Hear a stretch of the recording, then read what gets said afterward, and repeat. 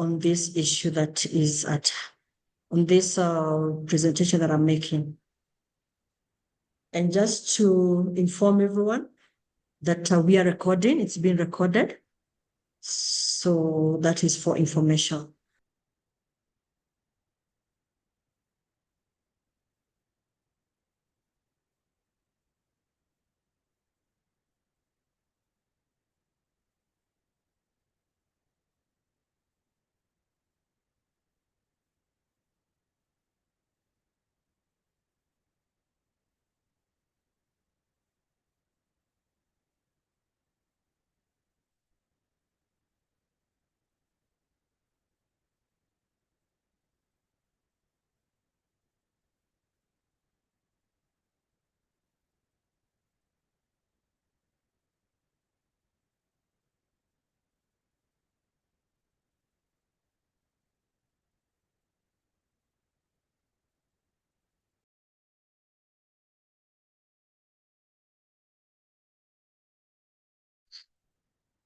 Start us off, I would want to just ask a question. What is your understanding of talent management? Anybody is free to tell us what is their understanding. When you hear the term talent management, what comes to your mind? And I open it up to anyone who may be willing to share with us. We shall appreciate.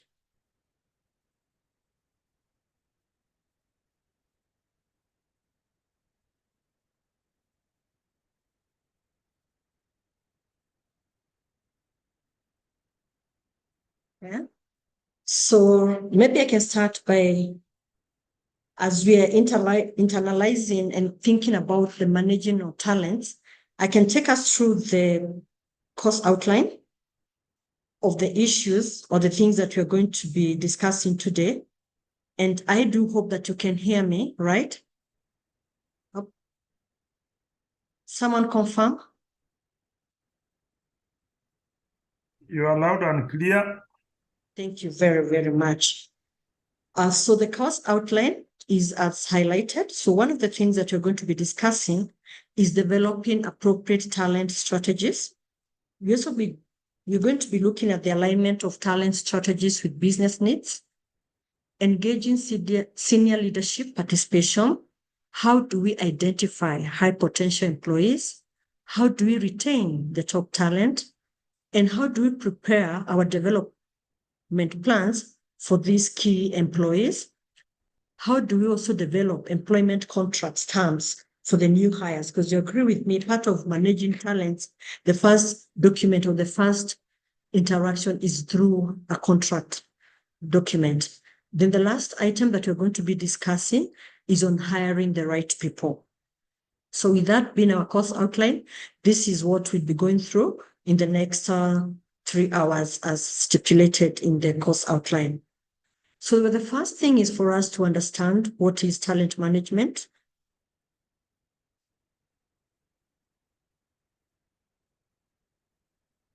And talent management is defined as a methodologically organized strategic process of getting the right talent on board and helping them grow to their optimal capabilities while keeping the organizational objectives in mind. So as defined there, we can see it is a process of identifying the talent gaps and vacant positions, then we source for them and onboard the right and suitable candidates. Then we grow them within the system and develop the needed skills, the training that may be required for them to be expertise. And this is in mind for the future focus. And as we interact with them, we ensure that they're effectively engaged. And by engaging them, we are able to retain them and motivate them because we are looking at achieving the long-term business goals. Further, we are told that for talent management, we have some sub-processes. And the sub-processes that we have so that we ensure that we manage this talent, because like we're saying, these are key people. They're people that we would want to have with an organization. They're people that when you look at the vision of this organization, we want them to be part of this success. So what are these processes that we as HR profession or we as people in leadership can undertake to ensure that we manage this talent well. So the first process is whereby we undertake a talent gap analysis.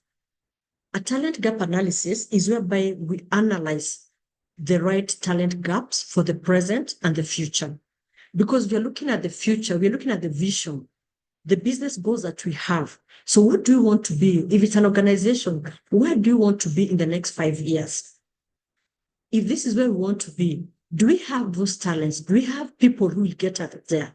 And I tell people, when you think about talent management, think about a vehicle. I have a vehicle and I want to travel to Kisumu.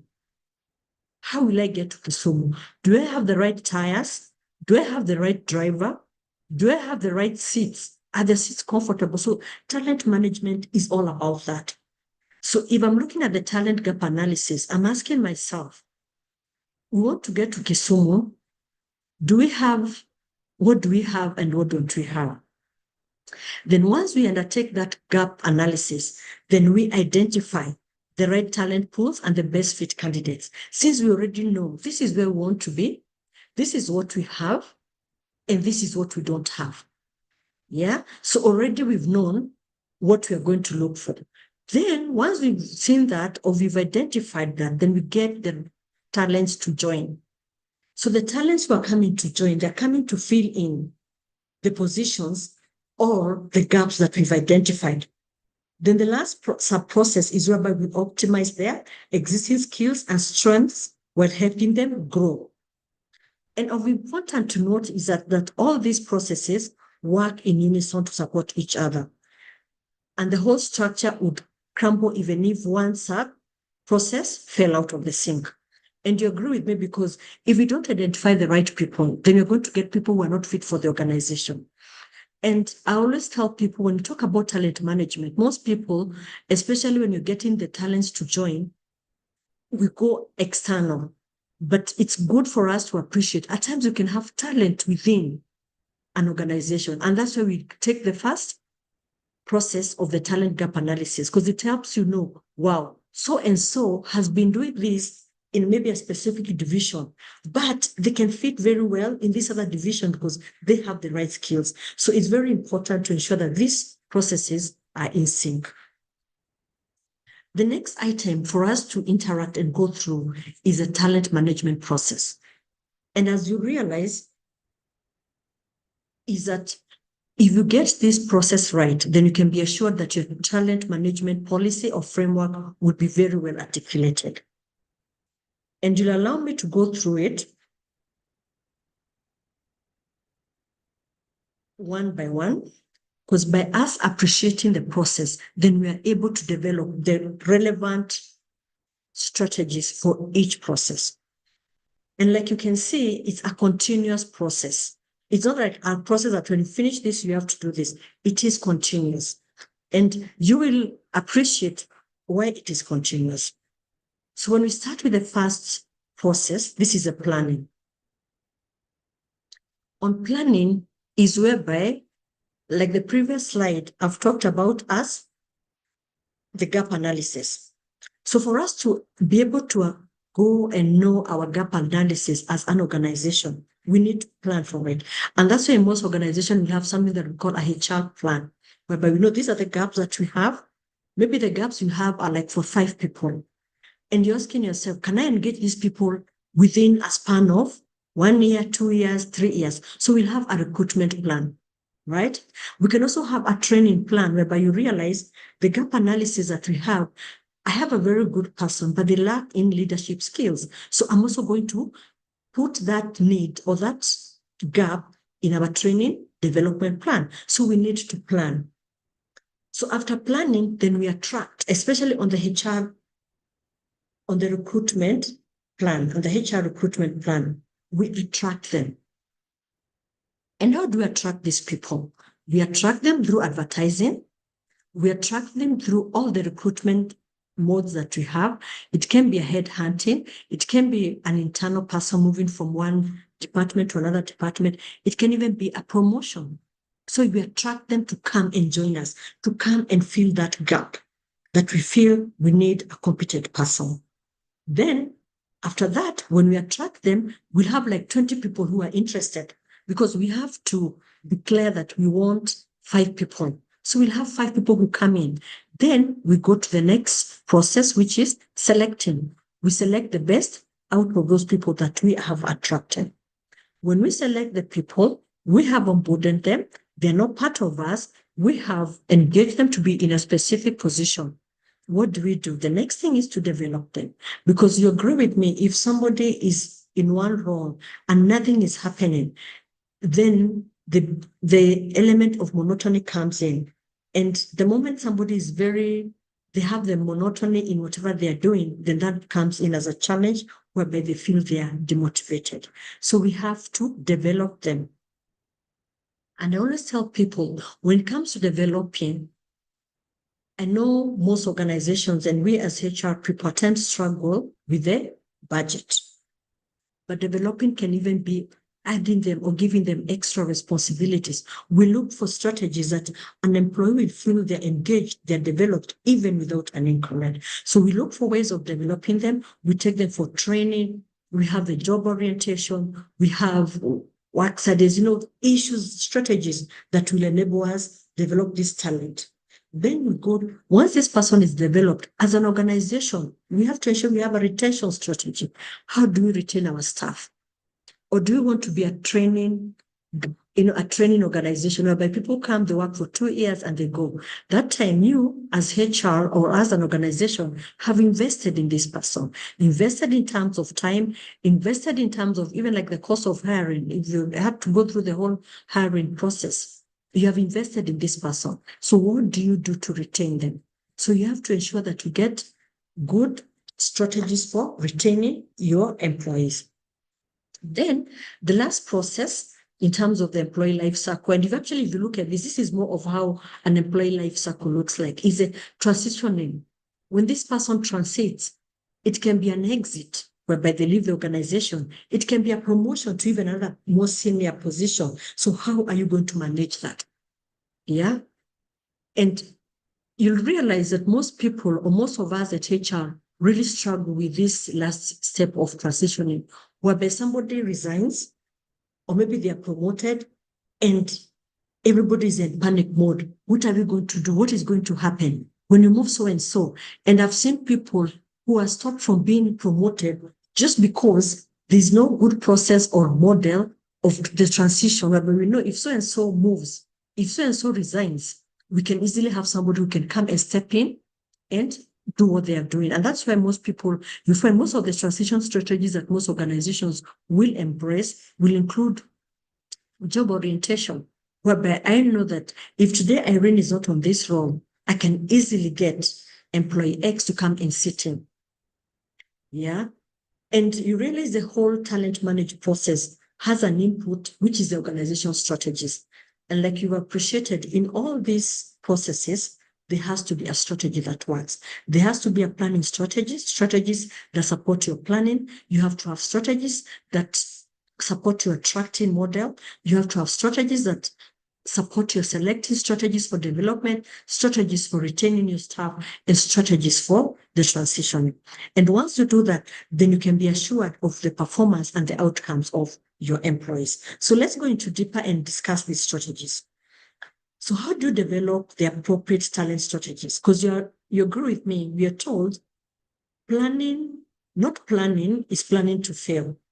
So even for us as organization or for HR professionals, in case you want to have a good talent management framework, if you don't have or you've not developed the right talent strategies, then you can be assured you'll have a talent management policy or framework that does not support the business. So how do we develop these strategies? One, we are told that it's not just a mere checklist of requirements.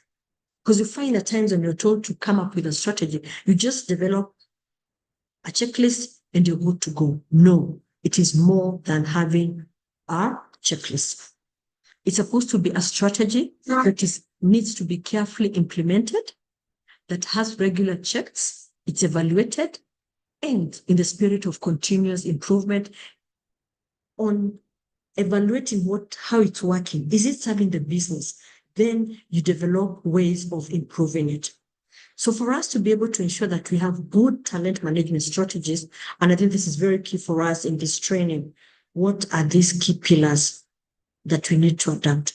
The first is to have detailed and objective job descriptions. Yeah, detailed and objective job descriptions. The next item is person-organization fit. The next one, allow me to highlight them, then you're going to go into them into details, is to collaborate, coach, evolve. Yeah, whereby you collaborate, you coach, and you evolve. The next strategy is reward and recognize right. The fifth pillar is opportunities for continuous improvement. And the last pillar is strategically planned career paths. So now let's look at each one of them in details. We start with the first one, detailed job descriptions. This is whereby we have well-informed and detailed job descriptions that help the employer and the candidate understand the job better and lead to relative job applications. You agree with me, and I'm sure you can relate with this, whereby people are given job descriptions, and there's always one clause down there that says any other responsibility that may be given to you. And I've had incidences whereby people will say, by the way, my job description, I tend to do more of any other responsibility that has been allocated to me as opposed to the main job or the main job roles that have been highlighted in my job description. So what does that mean? Then that means that one, this job description is not objective. Secondly, maybe it has not been reviewed, because if you realize that most of your work is on any other duties that may be assigned to me, then it means that is an invalid job description. The other challenge is that for me, if I'm looking for a job or a talent, we're trying to attract talent, I will be attracted by the job roles. So I look at things, I'm like, wow, this excites me. And I'll apply for that job based on the job roles. But when I get to the job, I realize I do not execute any of the responsibilities that has been highlighted on the job descriptions. What I do is any other duties that may be assigned to you by your supervisors. It takes 90% of my time. So what have you done to that person? That person is a good talent, but they're demotivated because for them, they applied that job based on the job description that you gave. That is why it's very important to ensure that you have the right job descriptions, and it is always recommended as an organization. It is always good to review your job descriptions. The next strategy is person-organization fit. Does this person fit the organization? Right now, you agree with me, organizations are evolving, and people, the culture, different organizations have different cultures. So when you interview this person, when they come in for that interview, you interrogate them. When you look at them, how they submit themselves, do you think they're going to fit into the organization culture? And I'm sure you've had incidences whereby you recruit a very good person, excellent, but they can't just fit. A good example, allow me to give this example. At times you find people, if I'm working for, let's say, a tier 1 organization, and I get a very senior job in a tier 4 organization, maybe there's no pressure, there's no nothing, and me, I'm used to pressure. So I go to an organization whereby people are lax, people are not proactive. What happens to this person? Most of them don't last. They just stay for 2 months, 3 months, and they resign. And you find at times they even resign a very senior job to go to a very junior job just because they don't fit in that organization. So for you to ensure that you have the right talent, ensure that the people that you attract, the people that you select actually fit the organization and are comfortable with the organization, because that is not only going to affect them fitting, but also it affects their performance. The next strategy is collaborate, coach, and evolve. This is an important strategy because it ensures and it creates a culture of coaching, mentoring, collaboration, and key to note is constructive feedback. Very, very important. How do you give feedback? You're trying to develop, you're trying to grow a talent. Do you give them constructive feedback? Or the feedback you give, is it feedback that is going to break them? Is it feedback that doesn't help them? So we need to ensure that we give constructive feedback that is going to help them grow and build themselves, and whereby they feel they're part of the system and they're ready to change. And by giving them the constructive feedback, you're preparing them for the future because you're telling them, yes, I see there's this area that you need to move. There's this area that you need to improve. You coach them properly. You mentor them properly. You don't shout at them. You want this person to be the next head of a department, and then you are shouting at them. So this person will look at you and wonder, if I want to be like, do I really want to be like you? And they'll be like, no, I don't want to. So it's very important how we coach our people, how we give them the feedback. The next strategy that we have to ensure that we embrace is the reward and recognize right. All of us, we agree. We want to be appreciated. We want to be rewarded for what we do. And I always say rewards go beyond financial rewards. Yeah. There are very many ways of rewarding people. And I tell people a simple thing like telling somebody, thank you, you've done a good job. I love your report. That was great. That is something that is a reward in itself. If there's no monetary, yes, kindly allow me to just read. There's someone who has put a very good chat. And sharing, like I said, is very important for us to share. And they're saying, good example of culture misfit. I started my role 6 months ago, and I'm on my way out. I was so used to pressure and fast pace, but here it's exactly the opposite. Absolutely. Thank you so much, Charity, for sharing that. It's true because those are misfits. So, like I'm saying, and maybe they looked at you and were like, wow, this is the person we've been looking for. This is going to be the game changer. But when you come, the culture is so different. Yeah. So for real, it is very, very important. And that is something that at times we ignore. Somebody will come to an interview, the way they are dressed, and they're like, wow. Some organization will go to an interview in a suit, they're like, who are you? I don't think they fit here.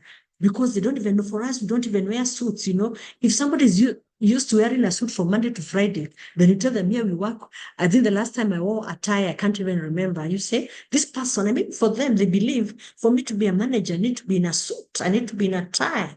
So thank you so much for that sharing, and let's continue sharing. So like I was saying about the reward, it goes beyond the finances. Yeah, it is more than that. Just appreciating somebody, telling somebody, wow, you've done a wonderful job, caring about them, rewarding them with bonuses, rewarding them with nice benefits, a good medical benefit, a good pension or provident fund, a good working environment. Even that is a reward. So at times you have debates and people are like, we don't have money, the finances are not giving us the budget. But rewards is not just about money. Even good leadership. As leaders, how is your leadership? How is your leadership style, How do you talk to people? How do you respond to people? That by itself is a reward because I'm like, wow, the organization has a very nice culture in terms of leadership. It is open plan. It is, it's democratic. Of course, you're told leadership, you have to use different leadership styles at different times. But how is it? Do people feel like they're part of it? Or they feel it is up or down? There's no bottom-up element, So how is it? Opportunities for continuous improvement. Another very, very key strategies. As an organization, your talent management framework, does it give room for continuous improvement? Or is it an organization whereby making a mistake is the biggest mistake that you can ever make in life? Yeah. Yet we are told as HR people, when people make mistakes, we should take that as a learning platform. Do we give them and tell them, okay, fine, you made that mistake, but what do you learn from it?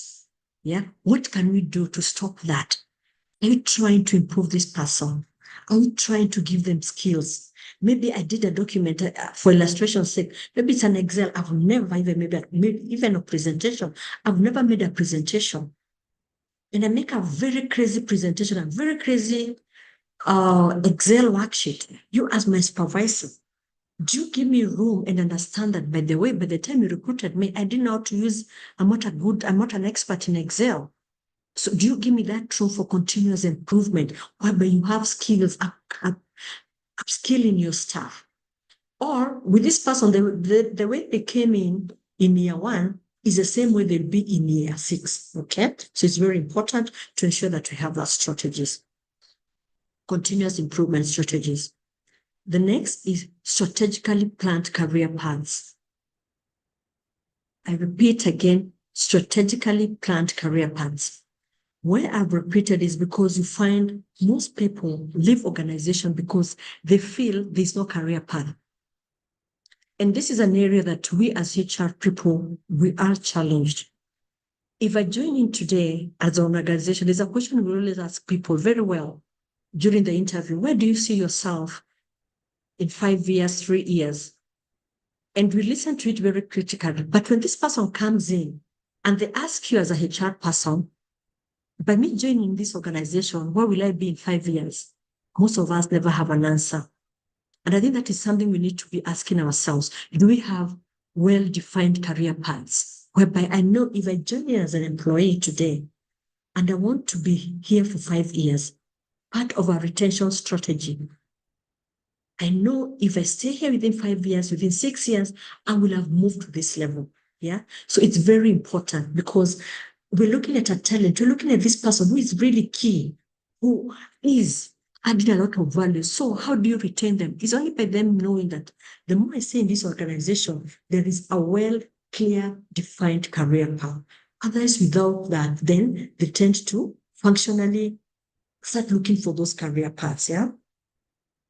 And you agree with me that the moment you have that, then it improves your retention score. So this is another very key strategy that we have to try and put it in place for us to be able to manage our talent. So those are the key strategies. So we continue. And after discussing those strategies, you realize that we have to integrate them. Yeah, to make it more, we are told people think HR is as simple. I'm sure you've been in areas where people say that HR is just about firing and hiring, but they forget people who understand HR, it can be complex. And for you to clearly understand and manage a good talent management framework, you need to integrate it with other strategic pillars in your organization. And that's when now we embrace what we call the integrated talent management strategy. And this is a strategy, like we're told in HR, things evolve day by day. So currently, most organizations that have embraced talent management, they are adapting the integrated management framework. And how does it work? And you realize there's a way it interlocks with the process that we discussed in the previous framework. So the first one is where we look at the talent strategy and planning. Yeah, when I talked about the recruitment plan, the development plan, you have to plan, because if you don't plan, then you're planning to fail. So you need to have a talent strategy and planning. The second thing, and in between there, we're looking at the sourcing and recruiting. And you can see how it's interrelated. You can look at all this. You can see how it's sorry for that. How it's integrated. You can see like this, it goes here, it goes everywhere, because everything, to some extent, there is a connection. The next item is the sourcing and recruitment. Once you source, you have people in place. How do you manage them?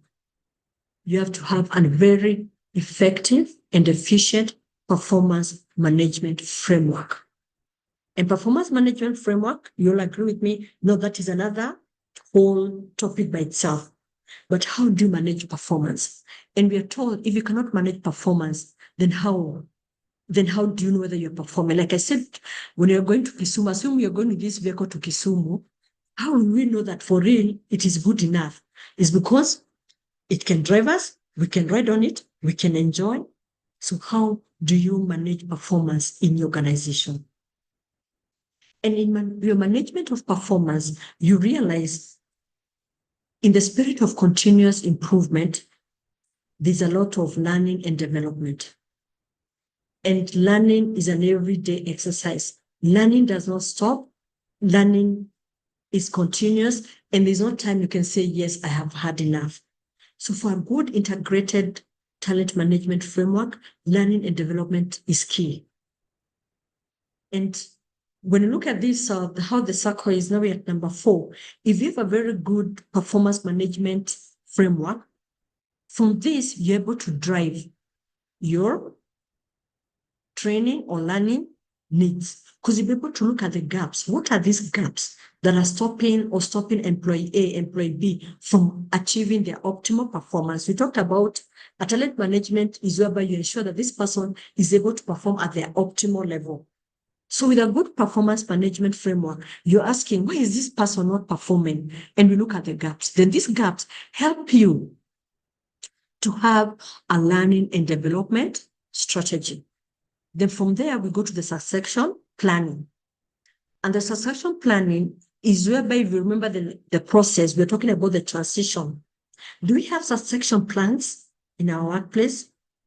If today, and I know most organizations nowadays, because of what is happening, most organizations will have, even for the CEO, they know in case today the CEO drops and decides tomorrow I don't want to work or I resign. I know you've seen what has been happening in our country. Somebody can just decide I want to resign, and I'm like, I don't mind paying off. Do you have a plan? Do you have a business continuity plan? And I know most of us are talking about the business continuity plan, but we as HR, are we getting our point on the business continuity plan, whereby we are saying it's not just about the business, it's also about the human capital. This is a capital that we are managing every day. And for us as human capital, they will be able to put how we're able to incorporate ourselves into that is having effective succession plans that I know at any given point that this organization will continue, there will be no gap. After that, it's good to have a leadership development strategy. And this is whereby you find most organizations, they will embrace the internship management, whereby they have management trainees, they'll identify people who they feel can be very good leaders, and they put them into a program on leadership. And why it is very important to have this strategy in place is because when you're working on your succession plan, you'll be able to get people from this pool. Because if you don't have people who can be leaders, and you cannot put a succession plan looking at people who are outside there. The succession plan is supposed to be looking at people who are internal, because you're supposed to develop them to get to the level that you, as the person developing the framework, would want them to be. The last one is a compensation. We can never shy away from compensation because everybody wants to be compensated. You want me to give you a good job, you need to compensate. We want to have a good talent management strategy or good talent management framework, we have to have a compensation strategy. How do we compensate our people? Do we give them increments? Do we give them benefits? Do we give them allowances? And we know, like now we have, even in the taxation, I know like some organizations have embraced whereby they've, based on how they're performing, they're trying to put an increment whereby the taxation that is being introduced does not affect their salaries. That is a way of compensation. Team building, things that people will feel I am compensated for the good work that I'm doing. And I tell people, even when you don't have money, the greatest compensation you can do to somebody is even give them an appreciation. You go to some organization, you find they say the employee of the month, employee of the year, and they get a certificate. And some of them, there's no monetary. But that compensation of I feel, wow, I have a certificate I can show for being a good employee. I have a certificate I can show for driving a project in this organization. So it's very important on how we compensate our employees. And like you'll see, for these integrated strategies in HR to work, the key things that we need to work on. One is the HR system and metrics. We are told data does not lie. I know when it comes to metrics, we as HR people at times, we're not very good at metrics, but we have to ensure that we start embracing metrics because that is the only way you're able to drive an agenda. If you want to go and say, I want this and these people considered for training, what do you have to show? You have nothing to show. You have no metrics to show. But if you have a metric that shows, look at this performance. They've performed. Last time when I took people for training in customer service, our customer service index has improved from 0.5 to 0. Or maybe even to 2. That's a metrics. So for HR people, I challenge us that let's start embracing metrics, because that's the only way we're going to build ourselves. That's the only way we're going to add value to the business, by giving them the metrics. Another example, if you're looking at the recruitment, we have this leadership development plan, and you're telling the management, what is the cost for hire? If you're able to invest this in our own internal people, this is the opportunity cost. So kindly let's embrace metrics. And tomorrow we're having a very good training on the HR metrics. So it's something that I believe that we can log in and get to learn more about it. Competence management. How do we manage competencies? We have very good people who have competence, but we also have very good people who may lack 1 or 2 competencies. Do we have a framework? Yeah. So for this to be effective, then we have to ensure that we don't ignore the HR system that we have in place, that can be able to tell us, that can be able to talk to us, that can be able to develop reports, that can be able to be your defense mechanism in case you're asked a question. When you bring this very good document and somebody's asking, how did you're able to come up with graphs and show? Then we also have a competency framework that shows this is what we have, this is what we don't have. These are the competencies that we feel that without these competencies, then we cannot be able to achieve our talent management strategies. And what are we going to do? Then we put strategies in place that we're going to ensure that we bridge that gap. Okay, we continue. And this is how we align these strategies. And like most of them, it's like at times I like talking that I go to the slides, and we are told a team is only as good as the members that make it. You can have the best of members, but if you're not working as a team and everybody is looking at their own way, then that is a problem.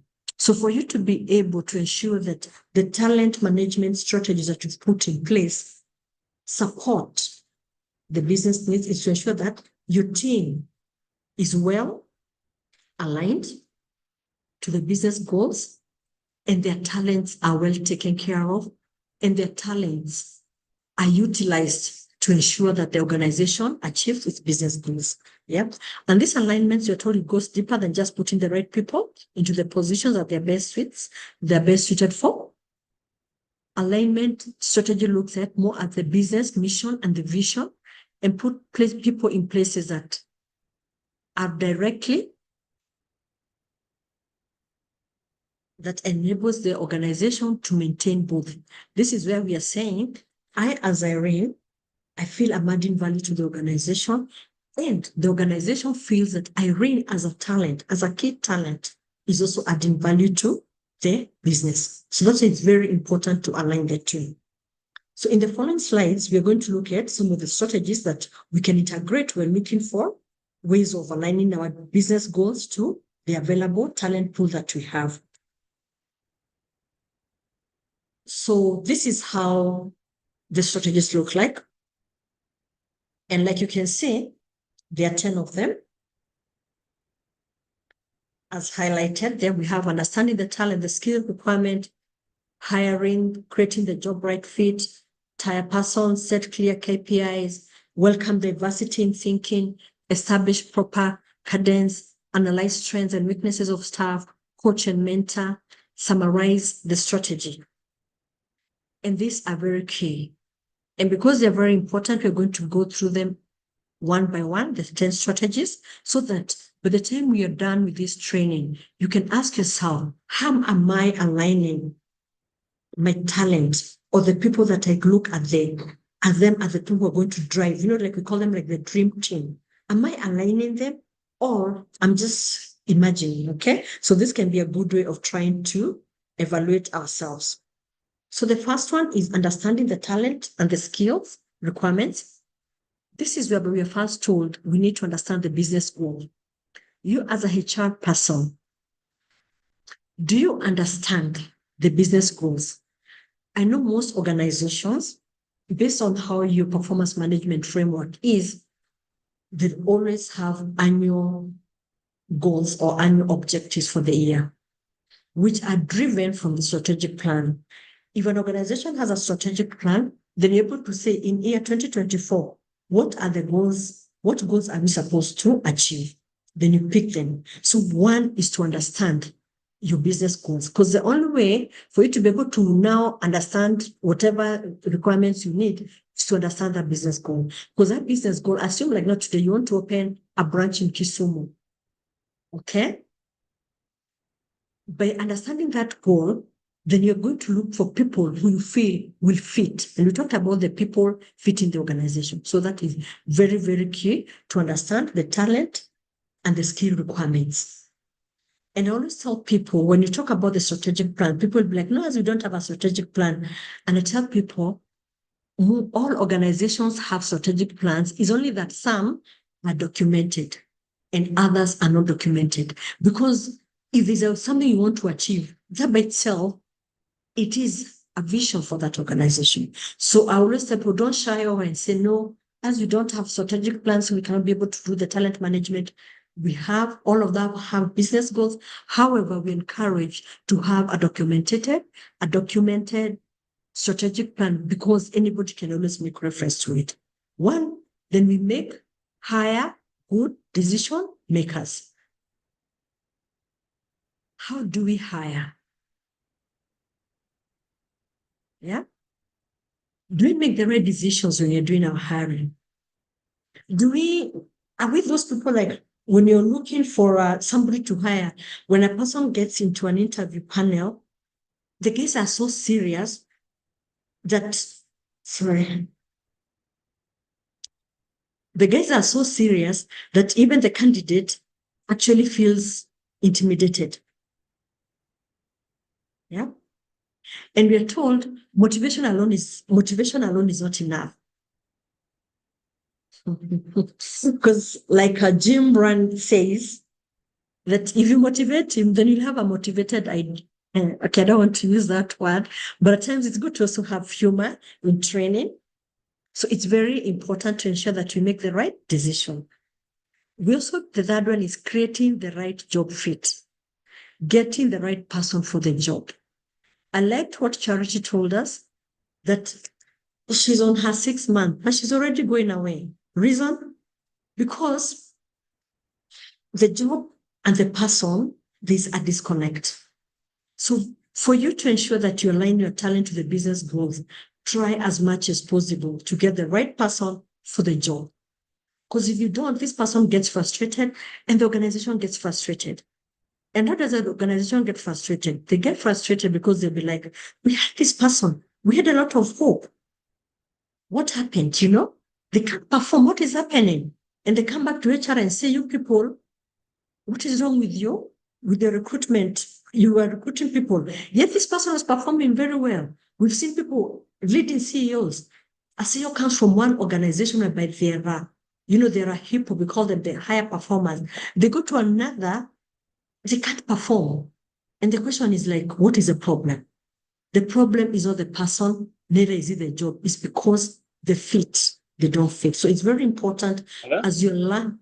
Yes, please. What? Yes. Finally. You want to make a comment or something? Aye. Okay, so I think, Handy, let's mute ourselves so that we don't interrupt the training. I request we kindly mute ourselves, please. So, yeah, thank you. Thank you. You've muted yourself. So like I was saying, we're talking about creating the right person and the right job, ensuring that you align the two. Because once you don't do that, then you create a lot of confusion. Because you'll have expectations, the employer's expectations, but they just can't tally. So always ensure that you create the right fit for the right person. The next thing is tie personal and company success. You agree with me? As a person, if you're working in an organization, you've had people say, especially people who have maybe a longer experience, and you hear someone say, when I worked for organization A and B, that is when I did this. This is when I did this. This is when I did this. And maybe they worked for that organization 10 years back. And the current organization that they're working, maybe they've been there for like 6 years. What does that tell you? There's a disconnect between this personal growth and their company success. So it is very, very important to ensure that the two tie. Because what happens is, if I feel I am growing, and the talent, like you say, if I'm a good talent, I'm also good in my personal life. I also want to grow. So if I feel I'm just growing the organization, there'll be a disconnect. But I feel as the organization is growing, I'm also growing. And that's why we talked about the composition. Very important. So when there's that disconnect, then you find most people get demotivated. Set clear KPIs, key performance indicators. And we are told we should set for short term, medium, and long term. Where do we require clear KPIs? Every employee needs to know. At the end of the year, allow me to use a marketer. Maybe my KPI will be I need to increase my sales by 50%. If I don't know that, and I as a supervisor, I'm just seated there, hoping that Irene will know she needs to achieve 50%, then we come to the end of the year based on our performance management system, the appraisal, and me have achieved 30, and the supervisor is telling me, no, you've underachieved. From where I sit, nobody gave me the clear KPIs. So it is very, very important when you engage people who are talent, and this talks. I tell people everyone in an organization is a talent because you've hired them, and you should strive at ensuring that you get the best that you can. Have clear KPIs. As a department, I know at the end of the year, I need to have gotten a turnaround of 100 billion, and my team knows it. So I have my quarter one evaluation, I have my quarter two evaluation, I have my quarter three evaluation, and my last quarter four evaluation. So by the time I'm getting to quarter four, already I know how I'm performing. But don't wait until quarter four and you're telling me, you've never told me that I'm not performing well because there are no clear KPIs. Then you start telling me, you've not performed, I can't even give you bonus. My friend, you'll have lost it. So always ensure that you have set clear KPIs that have clarity, that have very good measuring tools. And that's what we are told when you're setting KPIs, embrace the SMART. I'm sure all of us have identified with the SMART, whereby this KPI needs to be very specific. We are going to Kisumu. Yeah, not just starting a car. I don't know, I'm going to Kisumu, I'm going to Mombasa. It's like, you need to be in Kisumu in 5 hours. Very specific. So if I'm not in Kisumu in 5 hours, then what happens? If I'm Kisumu by 4 hours, within 3 hours, I've exited. If I'm Kisumu by 10 hours, then there's a problem. They need to be measurable. How do you measure? In the case that I've given, the measuring is, I need to be in Kisumu in 5 hours. So that is the unit of measure. Is it attainable? If I'm leaving Mombasa and you're telling me to be in Kisumu by 5 hours, is it possible? Am I flying? Am I driving? So it needs to be achievable and realistic.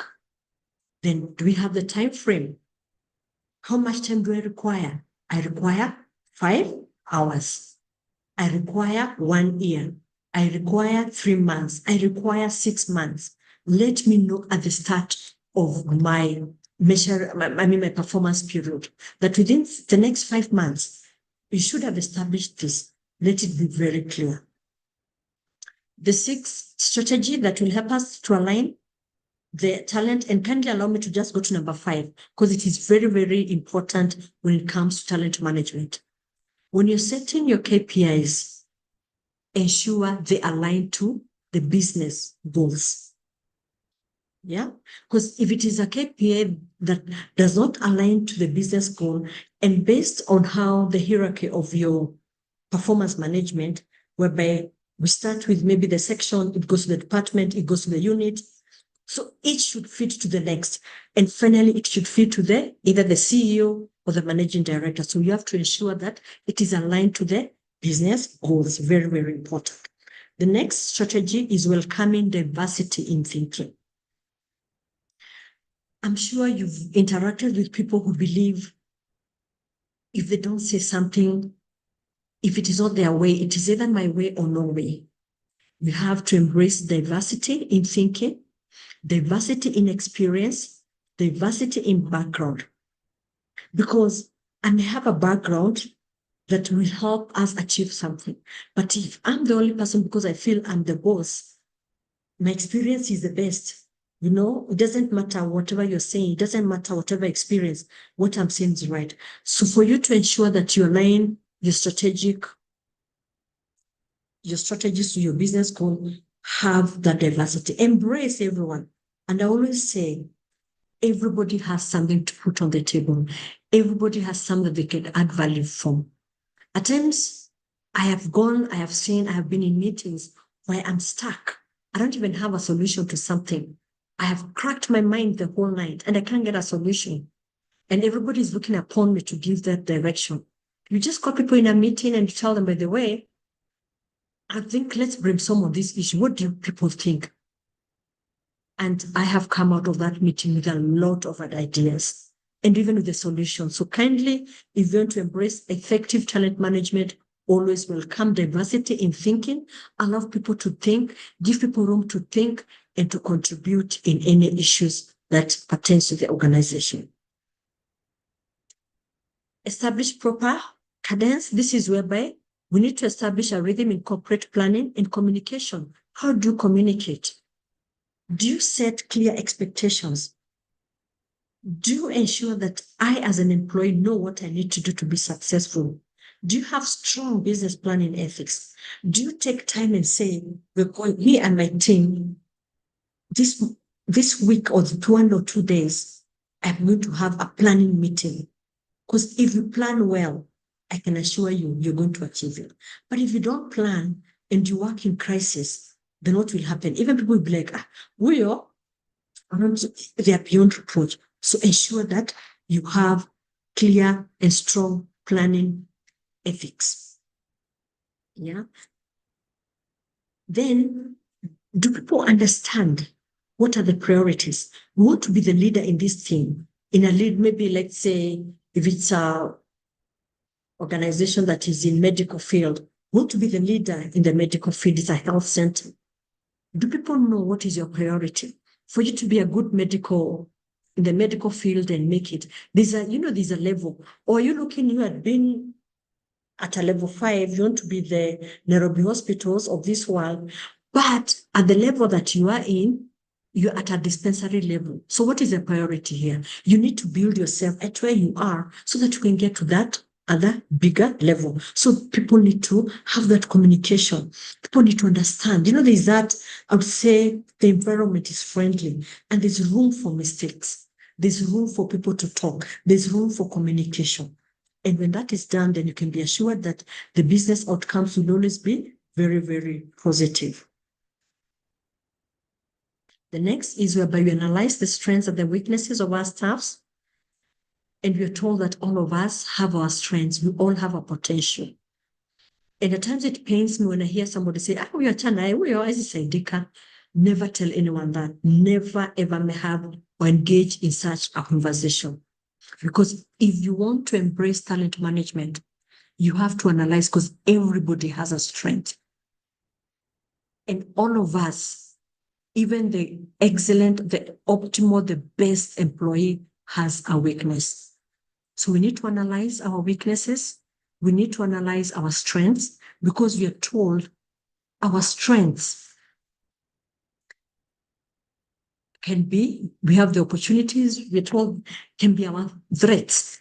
Because if I'm very strong, you've seen people who are very good performance. They're very good. What do they do if you don't manage them so well? They start feeling like they own the whole organization. Like, no, if it's not for me, you guys cannot be here, If it's not for me, you guys could not have made that presentation that well. So what are you bringing in? That strength has become a threat because of this person is feeling like they're above par. They start ignoring the other people. How about the weaknesses? Your weaknesses are your opportunities. I am not good at communicating. So that gives me an opportunity of developing my communication skills. So it is very, very important to ensure that we embrace this.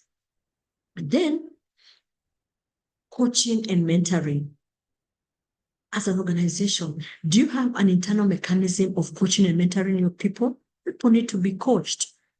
Yeah, people need to be mentored because that's the only way you're going to grow people. That's the only way you're going to develop people. Then once you've done all that, you summarize your strategies. Be intentional. Nothing happens automatically. You have to be intentional. Yeah. And that, how intentional you'll be is what is going to determine the success of your talent management framework. So be intentional, ensure that you've summarized your strategy, you have gotten the buy-in, both from the employees and of course the senior people. Ask for feedback. Yeah. Identify the skills, the soft skills, the hard skills, which are critical in ensuring that you manage this talent management framework. Of course, as you align them to the business goal. Then finally, communicate. Communicate. Let people know. Let people know what they're doing to the organization. And that's why you find most organizations will always be like maybe like a monthly brief from the chief, from the CEO. There'll be a quarterly brief from the CEO. There'll be the annual, so that people can know what they are doing. Wow, you mean by me going this, by me setting up this branch in Kisumu, this is how it's building up the organization. Let people know. Because if you don't communicate to them, then how do they know whether they are valued? How do they know that their effort is being felt by the organization? So it's very, very important to communicate on how they are contributing to the organization and they're able to see how they contribute. So these are the strategies that we require. There are 10 of them, as had been highlighted in the table below, in the table. So here they are. So those are the strategies. So it's very, very important for us to embrace this, whereby we have this. And if you have this and you ensure you embrace them and take them in the seriousness that it takes, then you're going to have a very, very effective and efficient talent management framework in your organization. So we continue and we see how do we engage our senior leadership. One of the strategies that we've said is to get the buy-in. Yeah. Buy-in is very, very important, especially from the seniors. Because even if you have the best of strategy, the best of document, if the senior people don't buy it in, then you will have a problem. And that's at times you'll feel frustrated. You've worked on a document, you take it to maybe like the management meeting and they trash it. And you sit back and you're like, oh my goodness, why did you do it? And when you go and re-strategize, and maybe you decide, like for me, what has really worked for me when I want to present something, I'd always first, lobby. You sell that idea to one person, to people, you get to know their views. And you see their views helps you because by the time you're presenting it to the other level, you've already captured the fears that they had. So what are these things that we need to embrace to ensure that we get the senior leadership participation? So one, as you can see, is that we are all in agreement that talent management is key because we are told human resource is the engine of any organization. And managers, not only the HR managers, bear a lot of responsibilities. And for us to be able to engage them, we need to challenge them on some elements. First, since they are responsible, you need to ensure that they know their employees. Yeah. They need to accurately identify the development potential of their subordinates. They need to acquire knowledge and continuous learning. They need to create opportunities that will enable them to develop their competencies. And this will help in effective shaping their careers. You see, I, as a senior leader, we say you cannot give what you don't have. As a HR person, we are first challenged to ensure that we are fully prepped them, we've developed them, we've given them the skills that they require. Because like now for me, if you tell maybe a very new manager to know their employees, maybe they've never done any evaluation to know how to understand the employees. They've never done anything about personality. How do you identify personalities? Yeah. So it is very important to first sell to them how important it is to know your employees. Then the first question is like, so how do I know my employees? You give them the relevant tools. If it's a personality test, whatever it is, you give them those tools. The moment you do that, then they're like, wow, first I understand myself. The moment I understand myself, then I go, I understand my people, okay? Because by them understanding their people, when you come back to them and tell them, now, can you kindly give me the development or the training needs that you have? It will be very easy. But if you come and tell me, give me your training needs, and I don't even know who I'm working with, I don't know my people, I don't know their gaps, then that becomes a problem. So it is our role as we engage the senior leadership, let us give them the right tools to be able to feed us so that we're able to develop the strategies or the programs that we need. So once we've done that, and we've engaged with this senior staff in this talent management process, we now start looking at it like from a pyramid. All of us can try and visualize a pyramid. A pyramid, we have the top down there, and that is a senior. So the moment you get it right from that top level, then you can be assured it is going to be very easy down here. But if you don't get it from that top, and why it's important is because it may even have some budget implication. People need to be away from office to go for training. So if you don't get that ownership, if you don't get that participation from that senior leadership, then you're going to have a challenge. So the moment you get that top layer, yeah, then the second layer is whereby you involve facilitating, developing the manager skills. And like I said, you've told a manager, I want you to understand your people. And the question will be like, gosh, how do I know my people? So you equip them with the right skills. Yeah. And this may be driven by the feedback from the reports. But as you can even look at a report and be like, oh, this person needs to go for report writing. Okay. Then from there, you introduce the processes. Because now one, you've gotten their buy-in. Look at a pyramid. Think of a pyramid. So up there, you've gotten their buy-in. You've been able to develop and facilitate their skills. Then now you introduce the processes. Because the moment now you introduce the processes, it will not be very complicated. Because since you know what you want to achieve, you've ensured that they all have the right skills to be able to drive a talent management strategy. So introduce the process, and as you introduce the process, then they're able to support you in the day-to-day activities that are required to ensure that this framework is well articulated. Then we as a HR people, then we need to have continuous conversation with the leadership. And when we do that is so that they do see the value in talent management and recognize that it should be interwoven into their culture rather than something that sits separately as a HR activity. It should be interwoven into their culture rather than something that sits separately as a HR activity. My dear colleagues, if you don't engage the senior management, you will struggle with the talent management framework because people say, you're HR. I'm sure you've had those statements. When you tell people kindly, can you map your talent like you're HR, because one, you've not engaged them.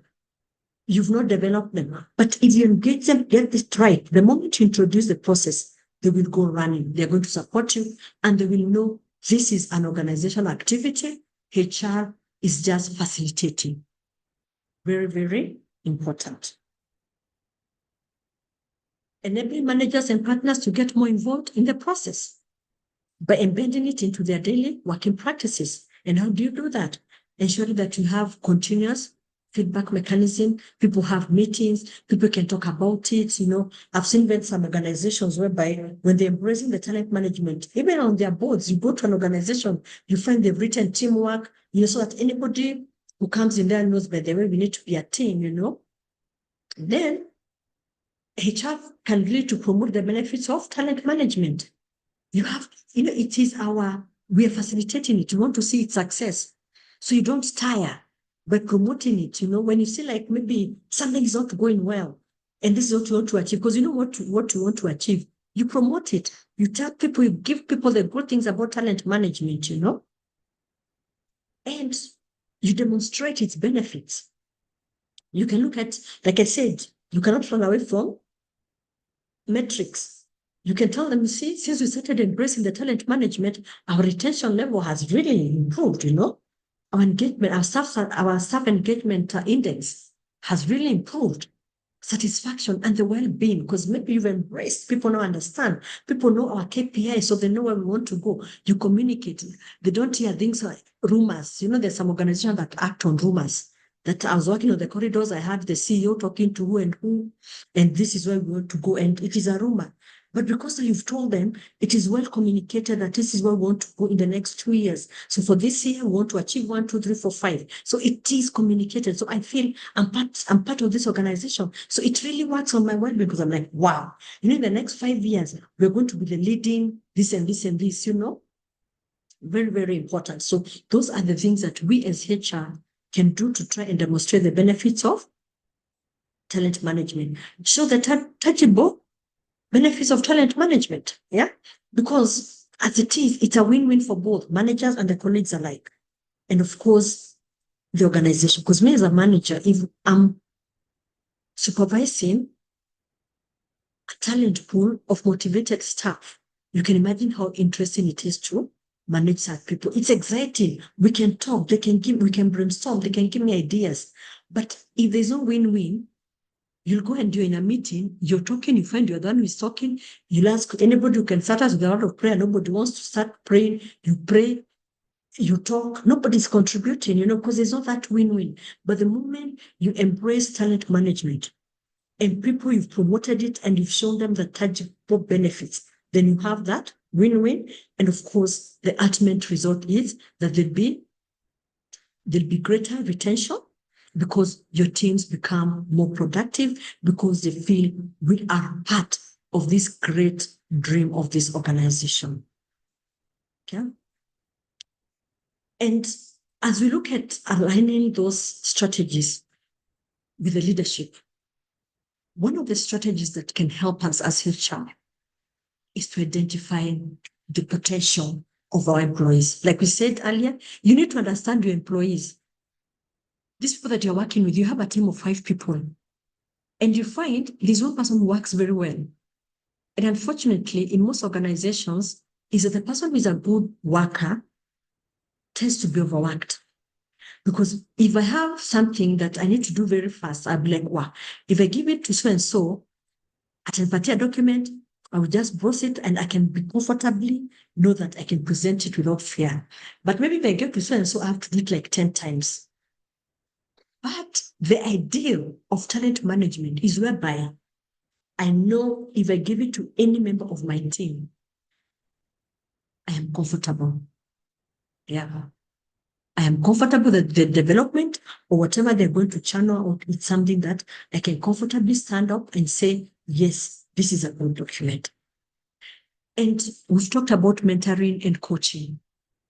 And one of the things that we can embrace as employees, as HR people, as we try to coach and encourage our colleagues, is that when you identify your high potential employees, you can use them as coaches, as mentors, so that they can coach the other people. If I'm very good in Excel and a colleague is not very good, I really kindly help colleague this to understand how you can do these formulas and like. But now, how do I identify those high potential employees? So that is what we're going to go through in this next session. And that is a question we're asking. How do you know you've got a high potential employee? And I think for all of us as HR people, this is our dream. That as we engage in talent, as we engage in staff, we get staff who are of high potential.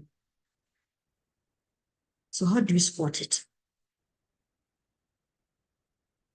And I'm not sure if you, maybe where you're seated, you have a pen and a paper. And I would want to just give an assignment. I believe that with a pen and paper, you can just try and reflect to the members of your team. Yeah? If you just sit and reflect on the members of your team, I'm sure there's somebody, even if you don't have a pen or paper, you can just think around. There's somebody who stands out from the pack. And in most cases, they may have the highest output. And maybe they're your yes person that will take on board any task. Exactly. People, anytime they'll be able to take a task and they will do it. It's like they even know how you're thinking. You give them an assignment and you're like, wow, they have my thinking. And it's because for this reason, they're usually the first that are thought of when it comes to promotions, project teams, and rewards. And where there is no doubt that they are performing, therefore they are very valuable. And maybe what we need to ask ourselves is, based on that observation, and looking at the high potential employee, is that the way to define a high potential employee? When I think about an assignment, employee X comes to my mind. When I think about this X and X, if somebody was to ask you why this and this, do you have a tool that you can, in case somebody challenges you and asks, why did you pick on A and not B? Do you have a tool that you can be able to show these people that why I picked on A is because I have mapped my team members and I know this one is here. I have pointed this is here, this is here. Okay. So it is very important. So let's not just assume. It's good to be able to have a document that can be able to, a document that will be able to show that for real, this person is a higher potential employee. And a higher potential employee, most people call it HIPPO.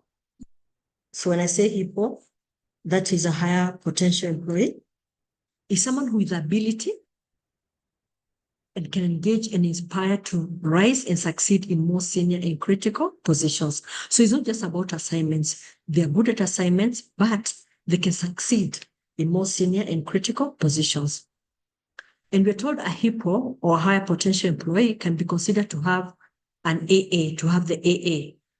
That is whereby we are told they have the ability, agility, and aspiration to do more. They possess the intellect, appetite, and leadership orientation to rise to more complex position in organizations in a specialized or leadership capacity. HIPPOs are valuable to the business and drive strong results with their high performance and ability to add value in a strategic level. So these are the definition of HIPPOs. So it's not just about you thinking about someone and like, yes, you need to evaluate and ask yourselves, do they do it because they have to do it? Or do they do it because for real they are HIPPOs? And what are their characteristics? One is that they are always willing to operate at a level beyond their current job description. They're the people that when you have a project and you're thinking of people you can put in a team, the names will come up. Consistently demonstrate the values and behaviors of the organization. I'm sure most organizations or all organizations have a value system. Excuse me. So these members or these people we are calling HIPPOs will always drive the values. If you talk about integrity, if that is one of your values, this is a person that you know beyond any reasonable doubt that nobody can compromise their level of integrity. If it is customer service, this is somebody that you know, even in the midst of their pressure, if somebody comes, they'll always give the best customer service. They are self-starters that are motivated and they are able to learn outside their own role. And that's why you find that most of them will always be engaged in, like in the projects. They demonstrate emotional intelligence and an aptitude for leadership. These people, regardless what they do, they always become, even in terms of pressure, they know how to manage themselves. Of course, we are told everybody is a human being, and at times we are told at times the fires can go high, but this person is going to maintain their cool. They're going to maintain their cool. The emotional intelligence will not be compromised. They seek and accept feedback and adjust performance accordingly. When you give them feedback, they take it positively and they're able to adjust. You don't give them feedback, and after that, they just disappear from you. They don't talk to you. They're talented in their current position with the appetite to do more. They'll always be looking for opportunities to grow. They'll always be looking for opportunities to engage in other activities. They also look for ways to contribute more broadly to the organization. Maybe there's an activity and you're looking for volunteers. Maybe it's an engagement and you're like, wow, I need people who can help this. Maybe like when we had the tree plant day, I know some organization had tree planting activities. These are the people you're like, wow, I need somebody who can just mobilize people who plant trees. They'll be there, you know. They're always willing to contribute. They're very collaborative worker, and they're respected by their peers and can work under pressure in a calm way. They are keen to progress to leadership or specialized opportunities. So these are ways, or these are just a few that can be able to define a high potential employee. And I just want to pause. I know I've been talking for a long time. I hope we are together. Somebody just confirmed to me that I'm not all alone.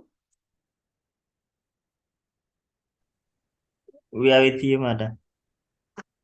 Thank you very much. It is also motivating for me to know that I'm not alone. So thank you very much. So we continue how we identify these high potential employees, because I said it's not just about a gut feeling. Yeah. Or like just thinking like, oh, I think employee A is a high performer employee.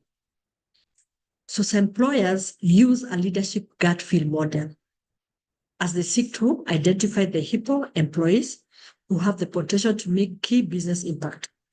They use the on-job observation, performance reviews, and feedback as a basis of their selection methods. That is a good model. However, it is very subjective.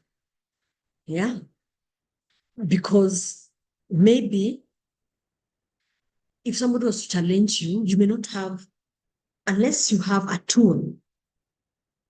Because a gut feeling, a feeling, today may feel like this, yeah?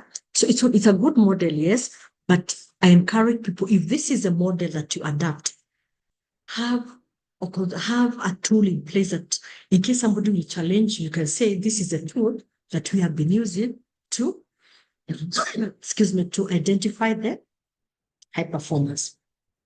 Other organizations have become more scientific in their approach and adapt tools such as, so these are the two tools that most organizations will use. We have the high performance trait indicator and the 9-box model. And the high performance trait indicator, it was developed by a guy called Ian and Andre in 2006. You can see it's a current tool. And it is designed by using an optimal model, whereby you're looking at the optimal, and it assumes that certain personality traits can be considered as optimal according to the requirements of a position. Certain personality traits can be considered optimal. A good example in this is, assume is a leadership. We're looking for a head of department. Yeah. There's some personality traits that have to be there. this person has to have a sense of influence. Can you be able to talk to people and they listen to you? Or you're going to talk to people and everybody is just quiet, Okay? And it is designed to measure the adjustments, the curiosity, the risk approach, the ambiguity, the acceptance and competitiveness, and the responses are reviewed to determine the employee's potential. So there will be various questions that will be able to measure these traits. Then based on how this person responds, it's like a tick. It's a computer generated. I'm sure you've seen this computer, the psychometric test that will come and they'll ask, are you good in this? In case you're crossing the road, a vehicle comes, what do you do? You say this.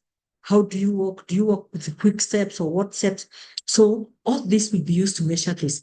Then finally, after now somebody has filled all those elements, it will give you a grading and to be able to tell you this person is at this level, this other person is at this level. The 9-box model. This is an individual assessment tool that evaluates an employee's current and potential level of contribution to the organization. It provides employers a simple tool to plot each employee on the grid by ranking both their performance and their potential.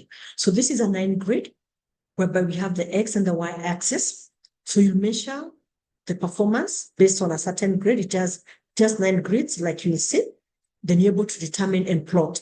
So we encourage, like, as a supervisor, you can just plot all your employees and you can see who's on what grid. So to be very specific, let's look at the tools. So this is a past tool, the high performance trait indicator. So you can see, like in this, there's a career dimension. So we look at the attributes, skills that have manifested with experience. So what will happen is that if we are evaluating using this model, then we'll have questions or we'll have attributes that will be able to enable us as an organization to measure the career dimension, the foundational dimension, attributes that are stable across time and predict success in all areas. So also we'll have questions, we'll have attributes, we'll have measuring tools that help us to measure that. Then we have the growth dimension. These are attributes that can be improved with the guidance and motivation. Then once we undertake, like maybe let's say like that exercise, then of course it will give us a report where we're able to see employee A on career dimension, maybe they've rated 9, another one has rated 8, another one has rated 2, another one has rated 1. Then you're able to now come with your summary and you're able to say, these are our high potential employees. Okay. Then now we go to the other one. This is a 9 model of identifying the high performing employees. And this is how it looks like. Like I said, it has access. So we have, this is performance and this is potential. So how it works is that you can see it has 9 grades, yeah? So assume I have 6 employees. So I'll go to employee 1 and I will evaluate them. And this is supposed to be a two-way, like I said, feedback. Even for me, I need to know you're evaluating me. Do I agree, So I will look at this person, I'm asking myself, how do they manage risks? Is this talent a risk? Is this somebody who will just wake up one day and go? Is this somebody who takes their work seriously?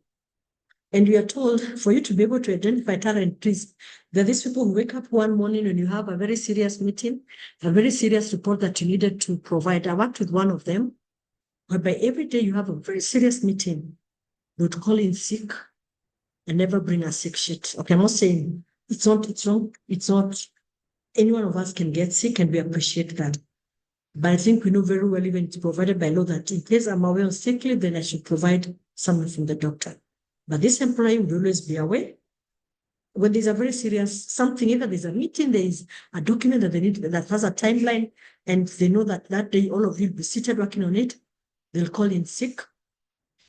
They'll be away for 2 days. When they know you've completed, they'll come and they say, oh, I didn't know I needed a sick sheet. So is it okay? Can I then apply leave, So you can always be able to pick these riders. So, this person, are they a risk, How is their professional attributes? Are they professional in what they do? Is it just bare minimum in terms of profession, or they're high professionals? Yeah, so you can see those are 3 grades. Then this person, I can be a talent risk, but I have a very high potential. And I'm sure you've seen these people whereby like, we've tried, we'll call them, take them for training because they're like, this person they have the potential. They just need to take their work seriously. They just need to just be team players. They just need to be this because they have the potential. So you look at them, how is their potential? Okay. Then so that is in terms of the performance. Then you go at the potential. Is their potential high? Are they inconsistent in terms of being team player? Are they key team players? Are they a current star? And anybody who's a current star, in most cases, will say there, because you can see their performance is high, because this is where they are. They're very high in terms of profession. In terms of their potential, you can see where they are. Okay. So we'll call them key current star. And a current star is somebody who can be developed to get to the senior most. They can get to the next level because they have the potential, the performance is good. So you plot them as a current star. Then there's this person who has very high performance and very high potential. This is a consistent star. And anyone on this grid is somebody who is a high performing employee. This is a hippo. And such people are very ready. You can easily, if you're developing your succession plan, this is somebody you know, if you put them on the next level, they'll pick it up and they will go up running. If somebody is a current star, you know this person requires to be developed in this area. If this person is performing high, they have a very high performance, yeah, but their potential is still very minimal. You can see they have high profession, but in terms of their potential, where they are risk. So what do you do with them? This is somebody you need to ensure there's somebody who can do what they do, because this is somebody who is very good with what they do, but they're a risk, so they can leave you anytime. And since you don't want to be left, we call it kwamata. And like, when people leave, the first place they call is HR, and it's like, oh, but this one, so it's left, and they had something to be done. You always need to ensure there's somebody or backup. Whether we have backups, you need to have somebody who's backup. And in most cases, I tell people, whenever you identify somebody as a talent risk, then ensure there's somebody who knows exactly what they do. There's somebody, even if you have a shared drive, there's somebody that you can easily get into the official documents, so that in case they're not there, work will still continue. Yeah. In case is this inconsistent player, this is somebody who is not a team player. So what do you put in place to ensure that they work well? And because at the end of the day, you want to achieve a hippo employee. So my challenge to HR people and to all of us is to try as much as possible to plot our employees and see where they fall in. And you find if you have like 20 employees, you can find that you have 5 key players, we have 5 potential, so map them accordingly, and this will help in developing your succession plan and also developing a very, very effective talent management framework. And these are the things like you're saying earlier. How do you promote? How do you sell it to the organization? You sell it by telling them, you see, if this employee, you guys, he works well, but he's a risk. If tomorrow he leaves, what is going to happen? Maybe he's in the cash office. And you're telling them, I don't think this person needs to be in the cash office because he can just take off any time. Can we move him to maybe another section? It helps you sell the talent management framework and people buy in, because they see at the end of the day, it is meant to improve the processes of an organization. It is used to improve the business in achieving its optimal expectations of all employees. Okay? So once we've identified the hippos and the good employees, because you can see like, no, this is a future star. So they're just about to get to a consent. So all these people that have stars are people that you should put on your promotion. In case you have a succession plan, anybody who is on this These three are people that you can consider for future growth. Like I said, for this star, is somebody who can tell comfortably to run in the next position. So how do you retain? You've now known the stars you have in your team. Out of the 6, you realize you have 6 stars. The other 3 require development, they require to be trained, they require skills. Then now for those ones, then develop training programs, you develop strategies, and I know there's some organizations when they plot this, they'll always they have in their talent management framework policy, anyone who is a talent risk, most of them even separate with them. They separate with them, of course, using the normal allowed requirements as per the law, and they use the performance, so they'll do whatever they need to do, and they start preparing an exit strategy for them, because these are people who can leave anytime, okay? So for the top ones, 1, you need to reward them. Second, help them to feel and sense a belonging, or let them feel that they're part of an organization. Do I own what I do?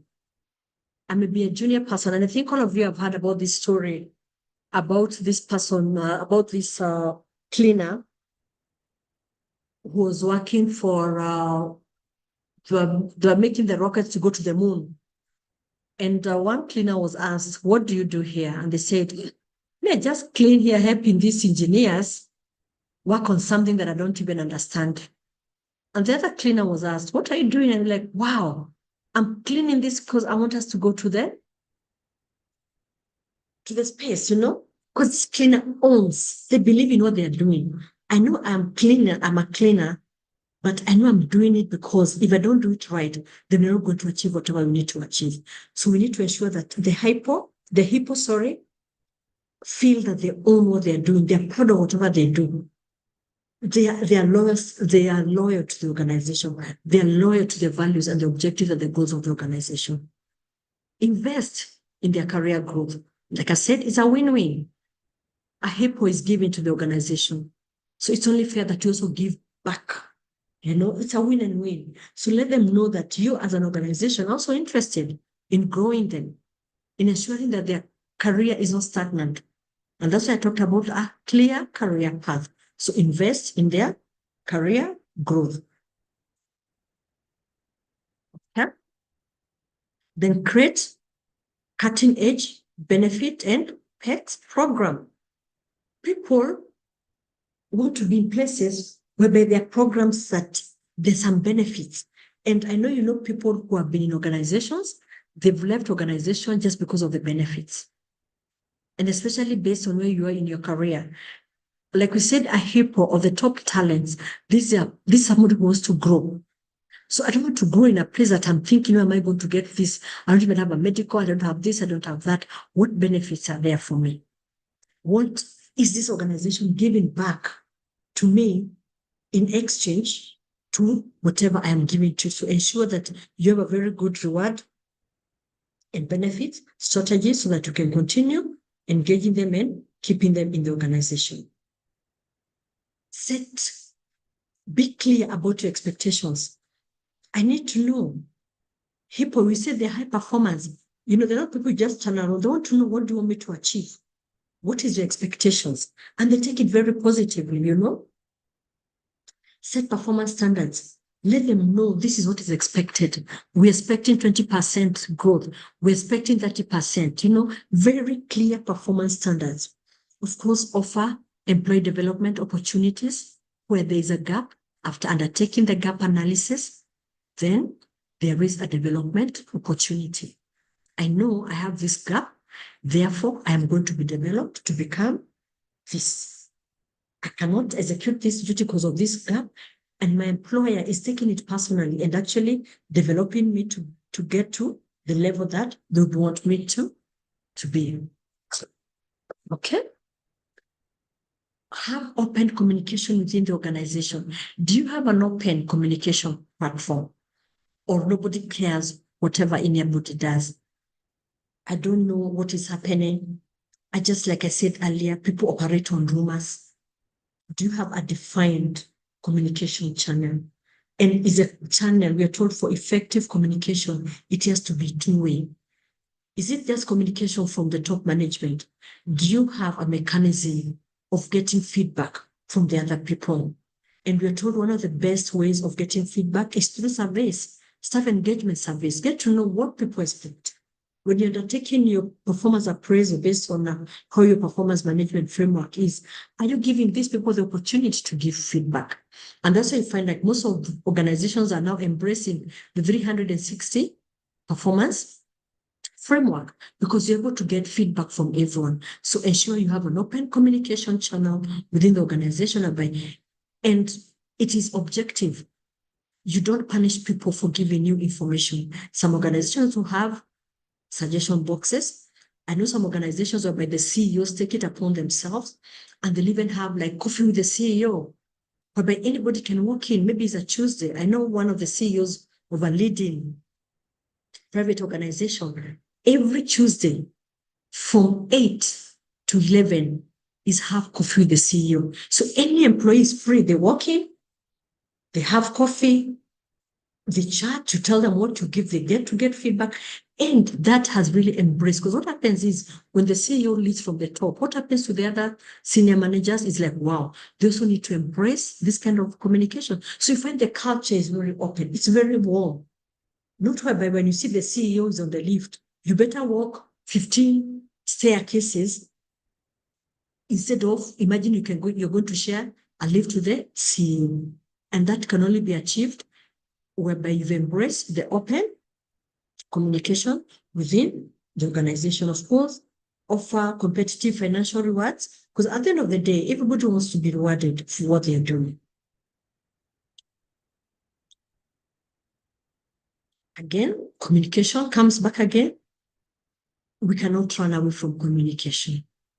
And like you see, it is two-way, this way and this way. But unfortunately, most organizations have it one way. It's just from either the top, the supervisors, you'll never hear from the other side. So kindly, it is my appeal that as we embrace the talent management, let's ensure that communication is two-way and expectations are clearly defined. All employees to use their talents and skills. Earlier, we talked about the skills and the strengths and the weaknesses that employees may have. Embrace the talents, embrace the strengths that they have. The people who are very good in people skills.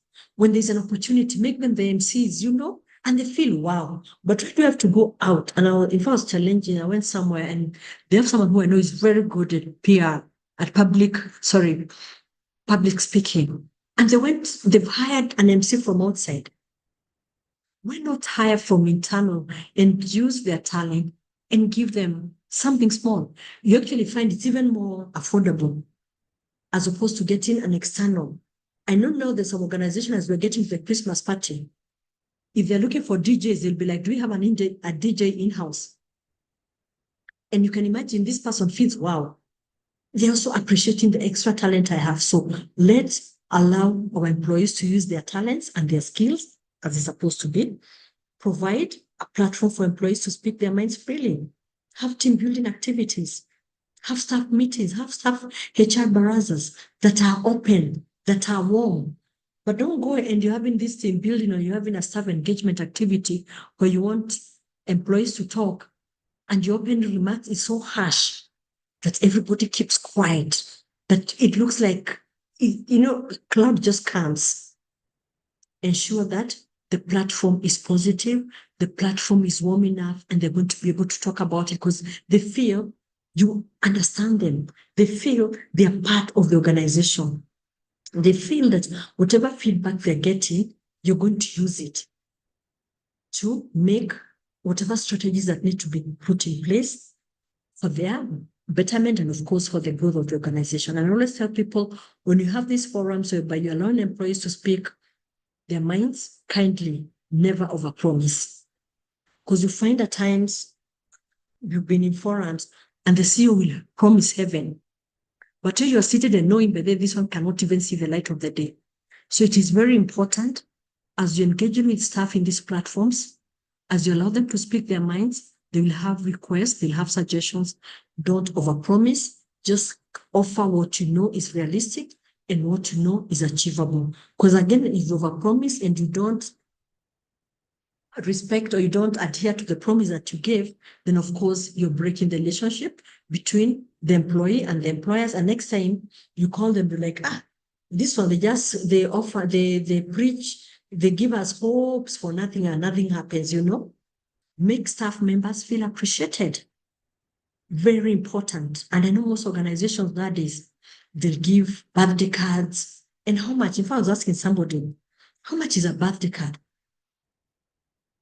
And that birthday card giving your staff that every day I know that even if nobody will remember my birthday, my employer remembers.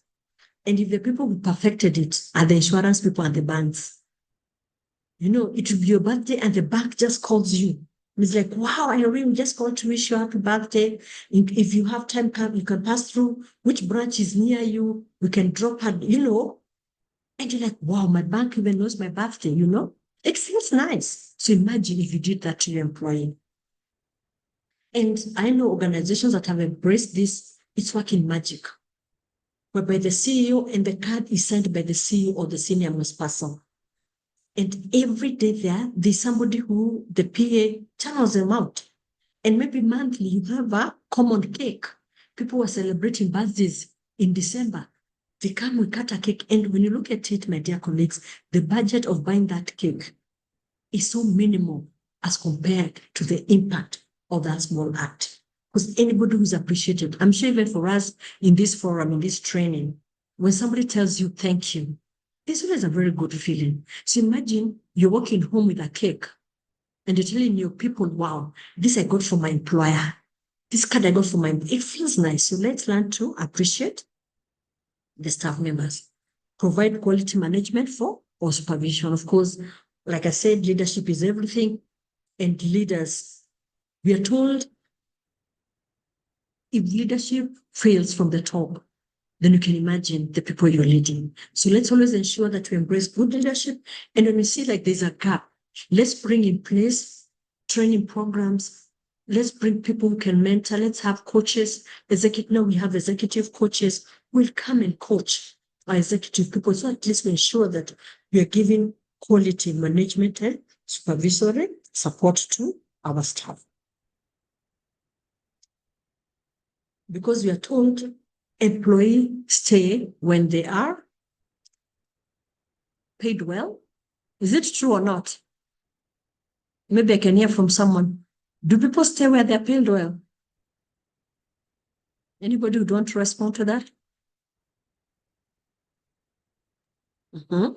Yes. Yes, they do. Thank you very much. Yes, they feel nice. It's not always. If you're not respected and you're paid well and you know your value, you will not stay. So what will happen?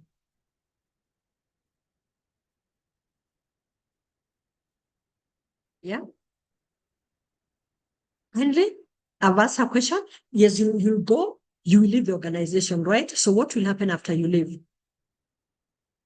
I'm sure you guys have come across such incidences where somebody leaves, they are being paid so well and they leave.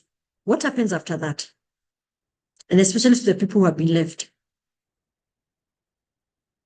Anybody would want to try?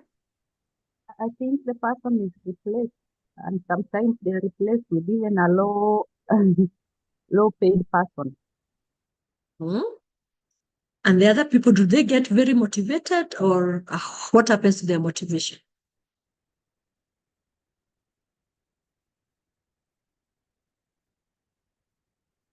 Lillian? Just unmute yourself. Yeah. Yes.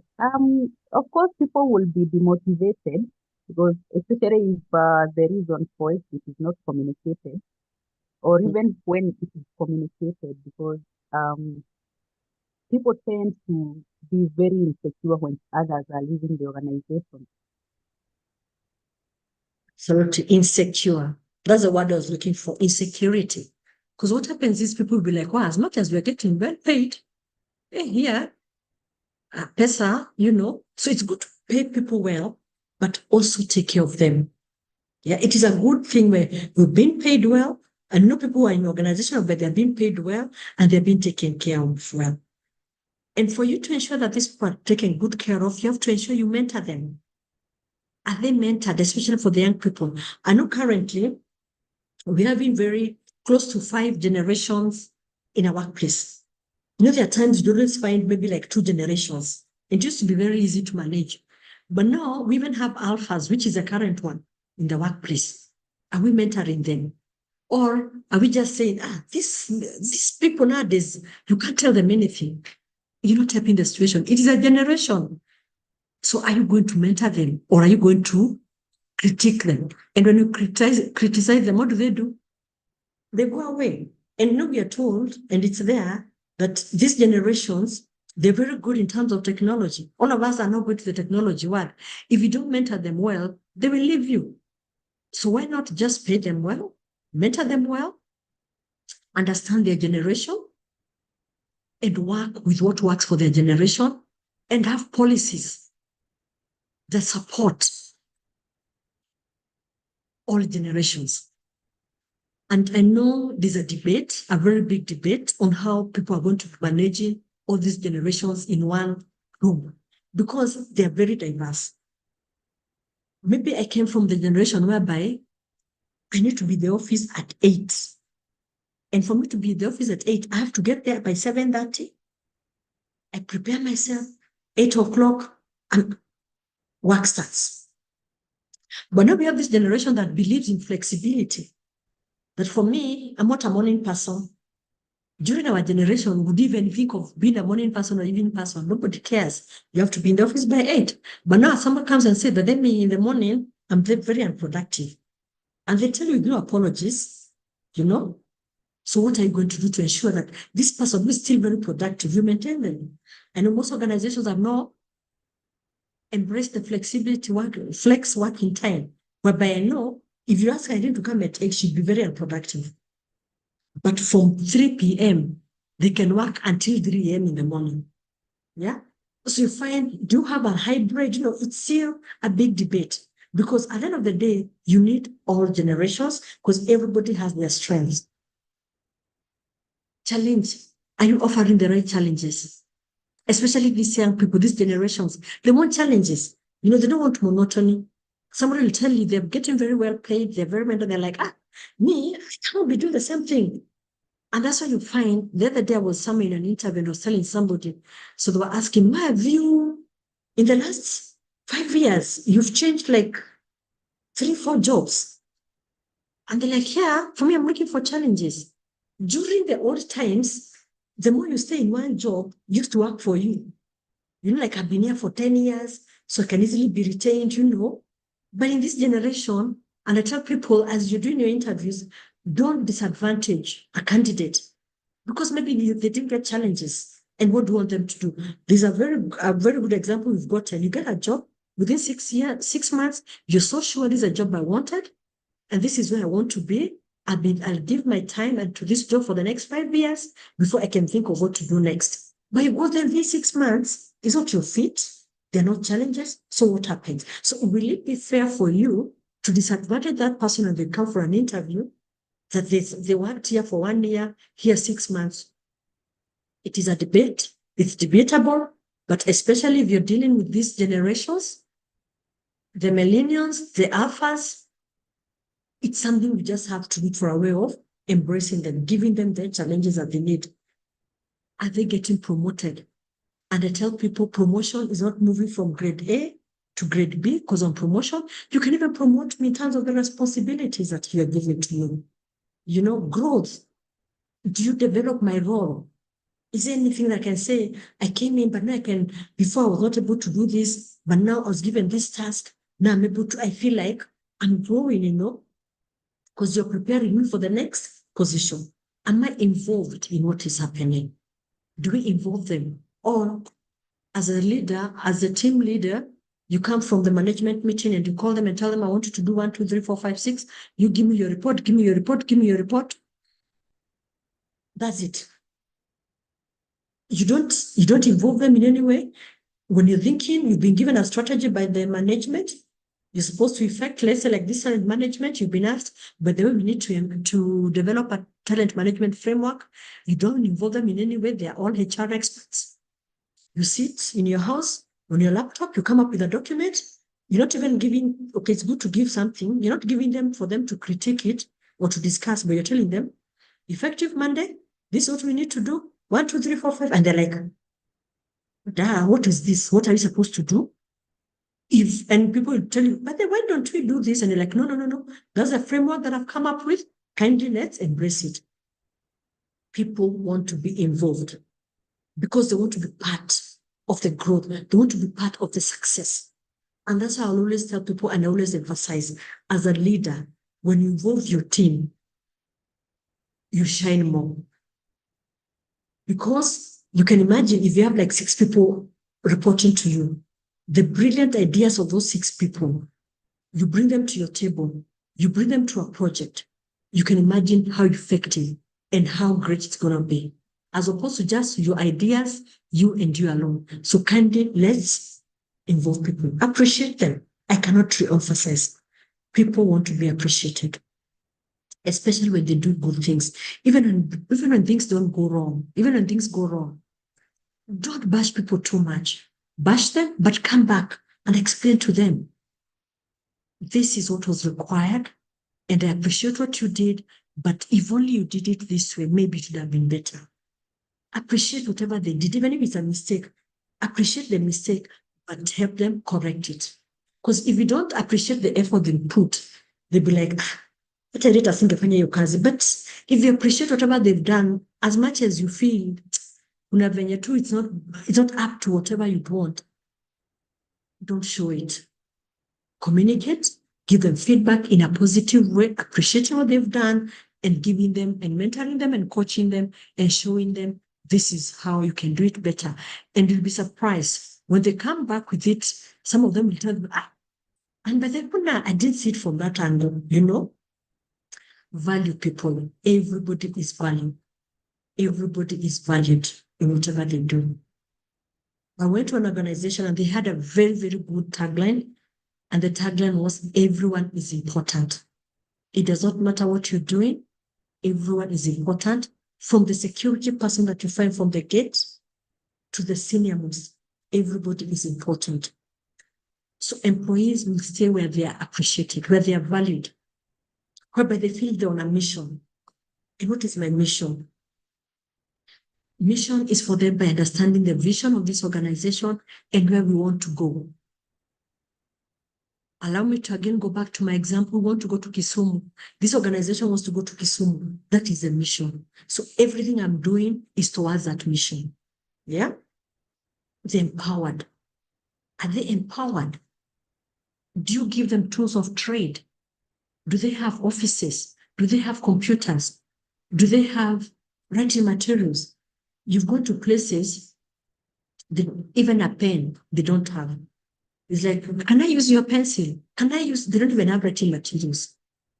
If you want to photocopy something, you have to go look for a photocopy. Have you empowered them?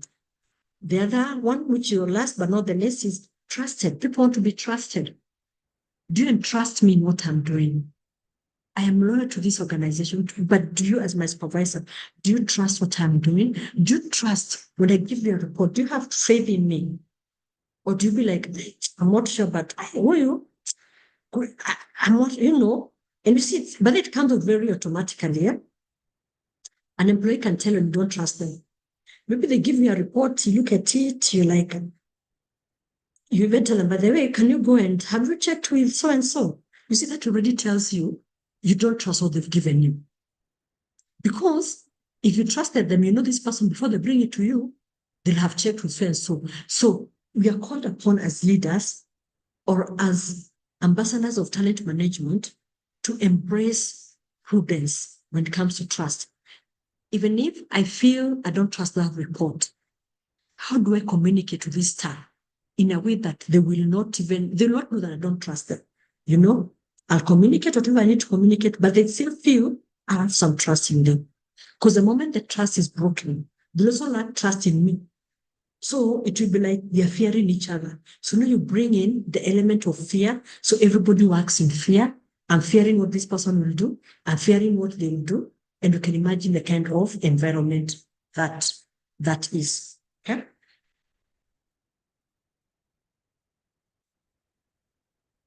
So having known what we need to do in terms of where the employees want to stay, then it's also important for us to develop plans. Like I said earlier, if you don't plan, then you're planning to fail.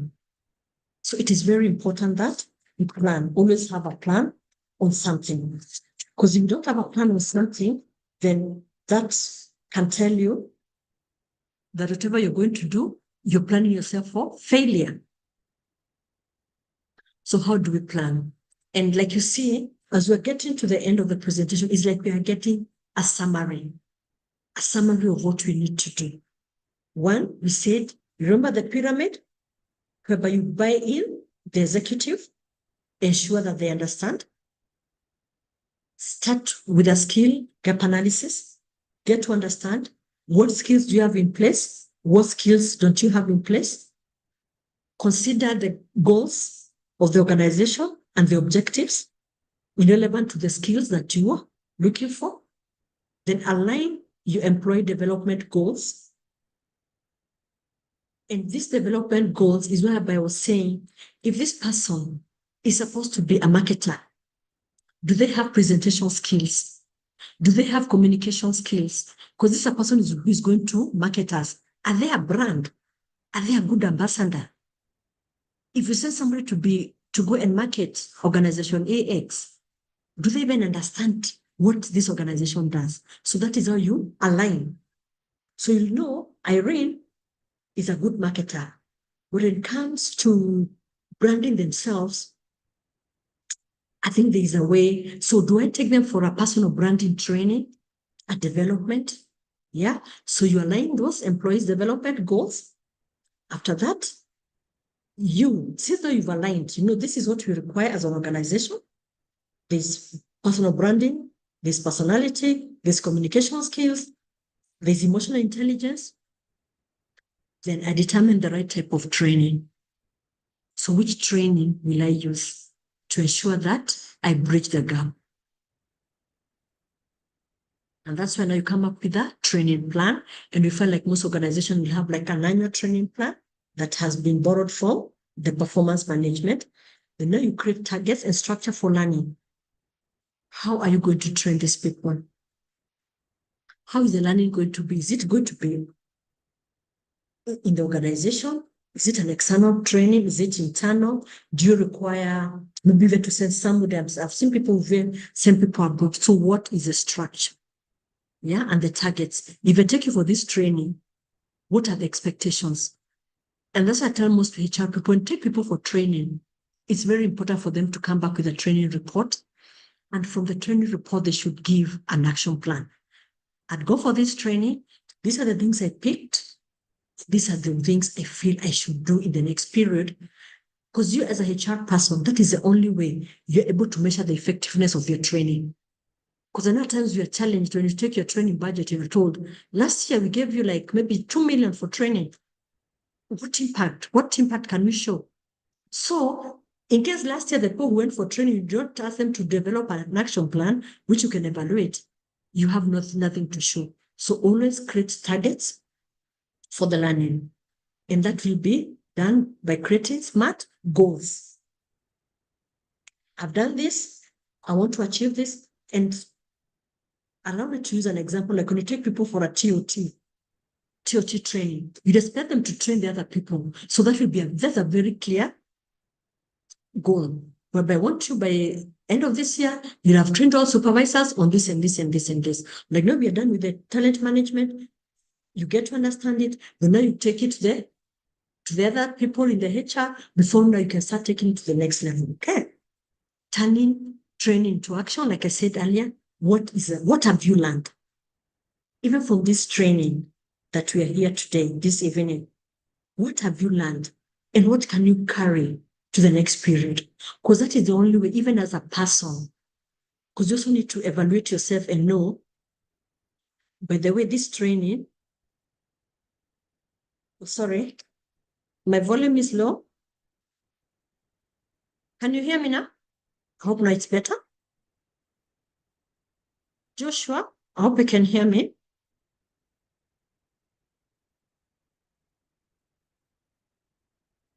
Okay. Or anyone else can just confirm to me that you can hear me.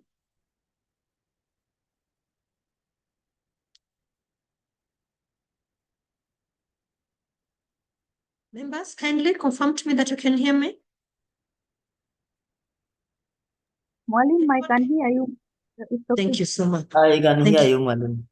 Asanteni sana. Thank you so much for that I confirmation. can also hear you. Awesome, awesome, awesome. Thank you. Thank you. So we continue. So like I was saying, turning the training into action. You've learned, we've gone through this session. What is it that you're going to do to ensure that there's an impact? Also have your own self-evaluation. And for me as a person, that's what I always do. If I go for a training, I have to develop an action plan because it's something, one or two things that we pick. And I tell myself, I have to do this and this and this and this because that's the only way you make the impact. Because the moment you don't do that impact, you find you've done so many trainings, but you have nothing to show for it. Apart from a training report, there's nothing else. So always put your training into action. Then, of course, track the results. And this, you can only track it with the data that you will have. So those are the ways or the 10 steps of developing a plan. Yeah. Allow me to just go through them again, just for the sake of where maybe lost at somewhere. One, gain the executive buy-in. When you talk about the executive buy-in, remember the pyramid up there, get that buy-in of the topmost managers or executives. Start with a skills gap analysis. You need to know what are these gaps that I have. Consider the goals and the key objectives. Are you on the same line? This is where you want to go. Align your employee goals with the company goals and objectives. Therefore, after that, determine the right type of training, of course, that is aligned to the company and the employee goals. Create targets, a structure for learning.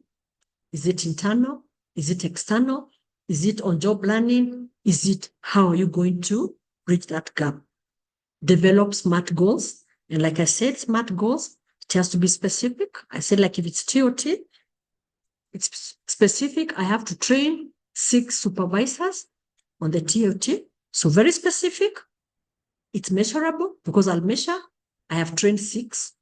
It's attainable. Yes, I know it's attainable that within a quarter, I can be able to train 6 people. Is it realistic? Yes, it is realistic. And what is the time frame? The time frame is within 6 months. So ensure that your goals are SMART. Turn the training into action.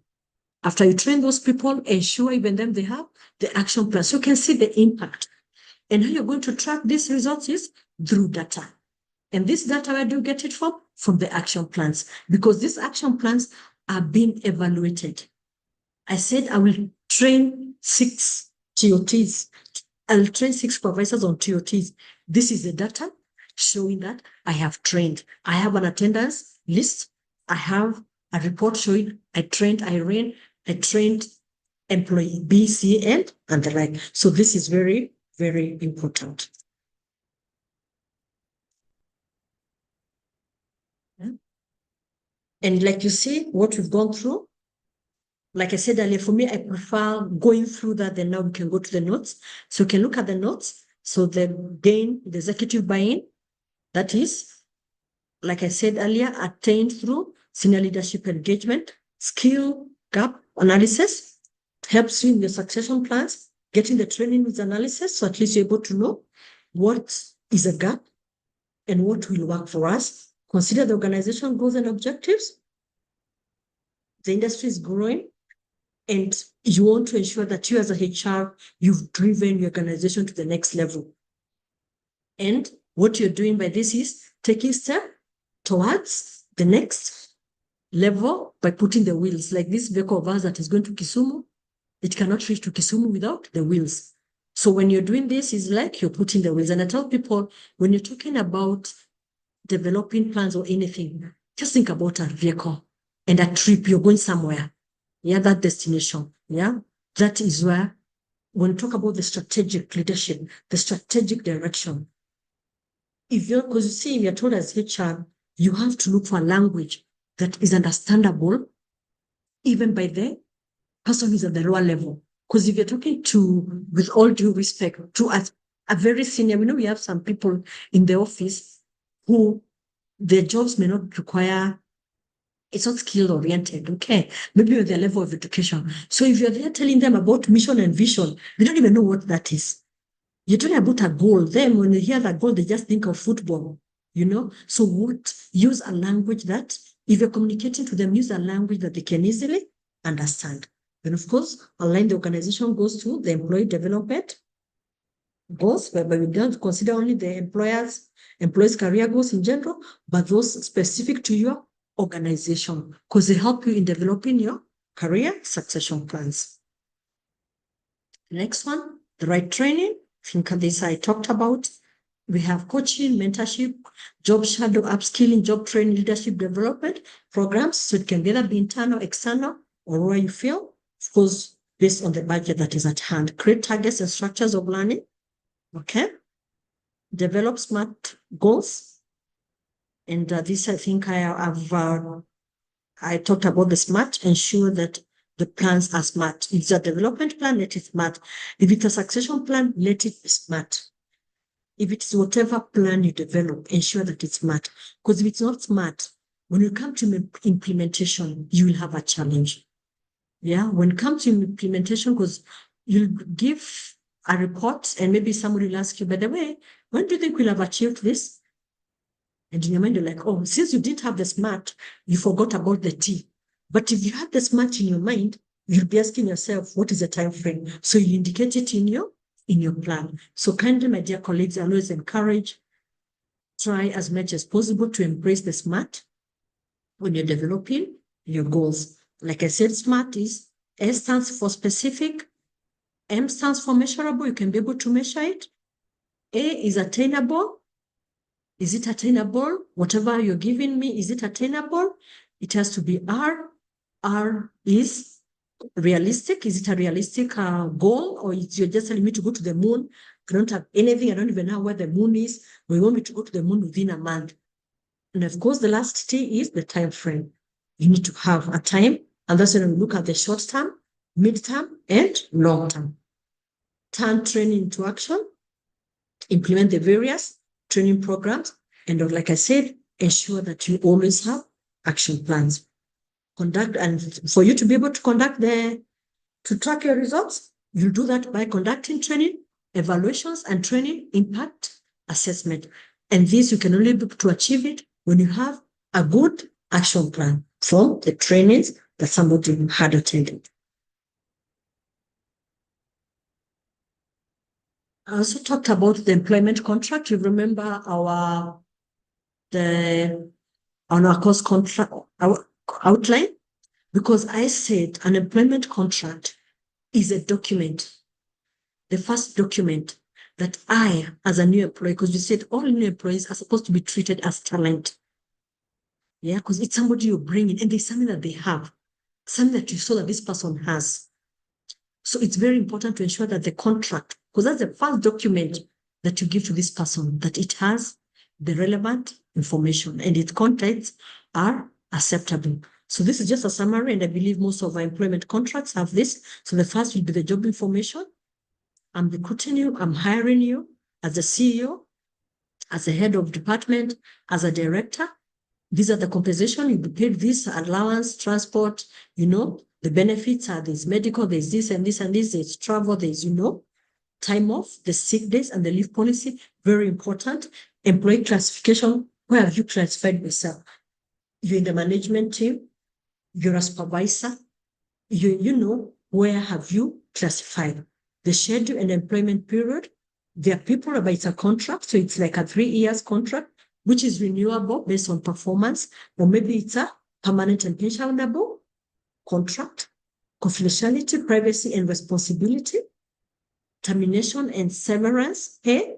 So what is a termination clause? Yeah. Our termination clause, in case I need to terminate this contract, how can we terminate it? And one of the things that I'm telling most HR people, especially when it comes to the privacy, I think we all know, and I'm really urging people to relook on the employment contract. We have the Data Protection Act that has come into force. Like it was there before, but it was really never, I would say, not very serious enforced. But now they're actually in full board in its enforcement. They're even making spot checks into organizations. So always ensure that on your employment contract, there's a consent and there's something on data protection so that you know you've protected yourself as an organization and also you've protected the employee. And especially as an organization whereby an employee can say you're using the data in the way that is not supposed to be. And that's why, like, even as I started in this training, said we are recording this so that we get your consent, whereby in case you don't want to be recorded, like, but for me, I don't want to be recorded, so we will kindly allow you, So it is very important. And as HR profession, kindly I know organizations that have been taken to court and the employees have been awarded huge amounts of money because of this privacy. So let's look at it very critically. And especially with, it's always good to embrace the emerging issues that are coming up in the market. So this is the title of the employment contract. Very important to know who is employing, the employment agreement and the contract, either, whichever that works best. Then identify the parties, who is employer and who is employee. List the terms and conditions. Very, very important. I'm supposed to work from 8 to 5, Monday to Friday. If you've not put a clause that says you may be called upon to work on Saturdays, and you call me to come and work on Saturdays and I don't come, you cannot take disciplinary action on me because it is not on the terms and conditions of employment. And I'm sure most of you as HR will follow a lot of these cases where people talk about unfair termination. And with deeper interrogation, you realize the gap was on their terms and conditions. Because the terms and conditions of employment that you've given to this staff or this talent and the ones that you're using are very different. So you're putting somebody on disciplinary on something that they didn't sign for. Maybe if you told me, maybe I'm an SDA. So if you told me I'm supposed to come to work on Saturday, I'll tell you, by the way, I'm an SDA. So you ever take me with my employment? I mean, with me, whereby, I never come to work on Saturday because I have to go to church. So do I compensate? Do I work on Sunday or how do I do it? But you don't write about it. I come and say, don't come to work. Then not the next thing you're undertaking a disciplinary process. The next thing you're dismissing me because I don't come to work on Saturdays, that is insubordination. I take you to court on my terms and conditions. You never told me I'll be coming to work on Saturday. So this is an area I also tell people we've lost very good people because of this, whereby the terms of conditions don't tally with the practice. So always ensure that these things are in order. Even the dress code. Maybe for me, I've never worn a suit and a tie, and you're telling me for me to work, this is a dress code. So I need to know. But if you don't tell me that I come with my jeans and you're like, no, people don't wear jeans here. And I'm like, what? I don't even have a single suit. Maybe if I knew that, I would not have accepted that offer because I'm like, I don't think I have money to go and buy like 5 or 6 suits. So it's very, very important to ensure that you list them and to ensure that the employees get to understand them. The job responsibilities, the compensation, specific contract terms, the effective date, type of employment, dispute processes, have that clarity. And I always tell people, and for me, this has worked magic. As a chat professional, if there's anything that has worked magic for me is to consult the employment lawyer. If you're doing any letter, an appointment letter, a disciplinary letter, any letter that you know can have a contentious issue in terms of employment conditions. And we all know, in case an employer is taken to court, they look at it and the employee is taken as a weaker party. But when you engage a lawyer, you are sure that whatever document you're giving is in line. Because you also have some very intelligent employees who look at that gap, and that is what they ride on. And maybe the moment they resign, you are telling them, by the way, you need to do this. And they're like, no, look at my employment contract. It doesn't say that. And especially when you promote people. And this is the place at times the gaps come. You're developing this good person from one level to another level. Maybe the notice period from one level to another level is different. Maybe at a junior level is 1 month, at this other level is 2 months, at this other level is 3 months. Then we write, you promote, then there's something we always say, all the other terms and conditions remain unchanged. When this person resigns, they give 1 month notice. You start telling them, no, you are a senior person. You should have served 3 months. But where is it written? You're the one who told me my letter. Other terms and conditions apply. But when you consult with the employment lawyer, they are able to look at that document with another eye, with a legal eye. So it's always important so that you don't get into conflict with these key employees. Because one, like we said, they're hippos, yeah? So they really know, they know what is happening.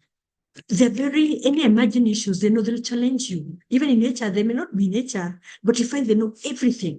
So that they're always ahead, so that you're always ahead of them, especially on employment matters, always engage an employment lawyer.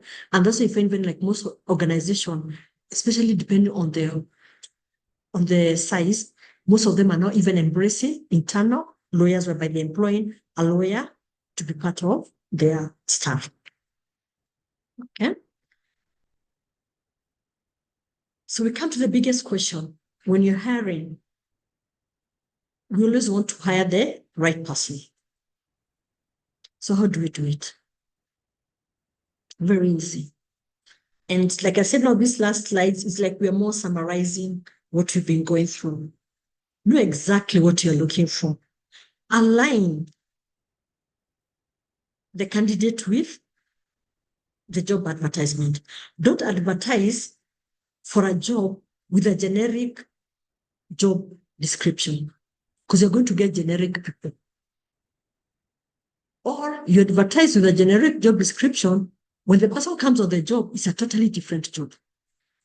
Update your job descriptions. Use data. Avoid standard interview format. There's a way we have to do this, There's times you have to be flexible. Draft interview-specific questions to the position and the applicant. And I tell people, ensure that the questions you're asking are in line with the job advert.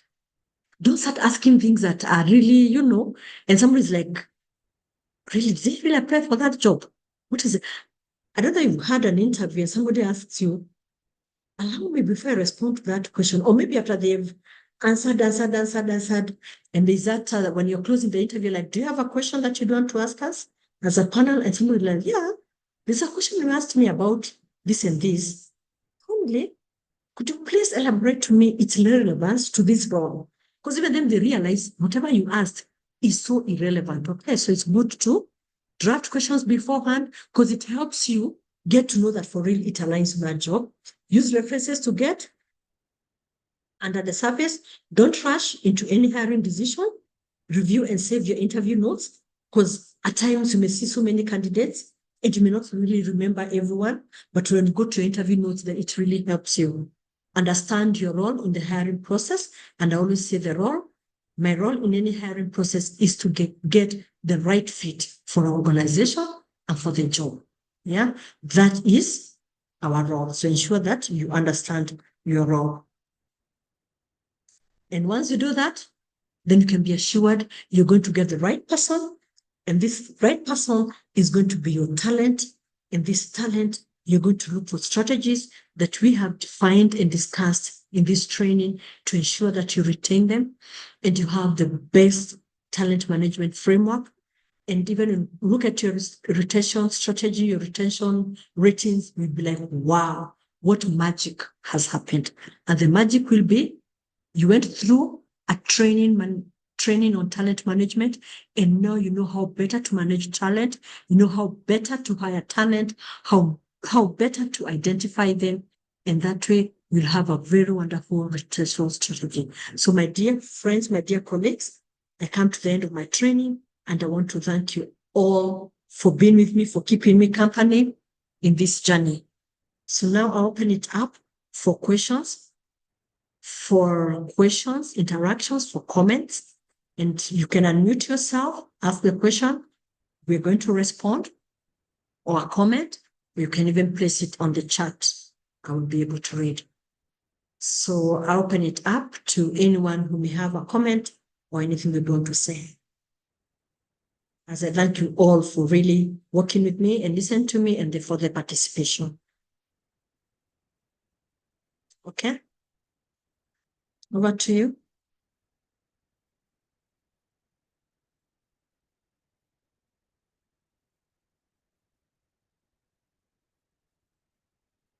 Anyone would want to say something? Maybe one person can say some such as I'm sure I didn't end alone.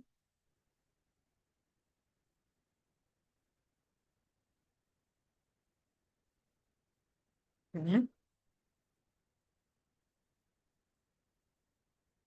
Okay, members, you can send the chat. Thank you. Allow me to once again thank you very much for your time, for being with me. And it is my prayer that after this training, you're going to develop an action plan that is going to help you in putting whatever we've learned into practice. And you can always get through to this training. It will be posted on the website. Otherwise, I want to thank you once again, and I wish you all a great evening and a wonderful weekend. Thank you, and kwaherini. Bye-bye. Bye. Thank you. Bye-bye. Thank you. Thank you. Bye. Bye.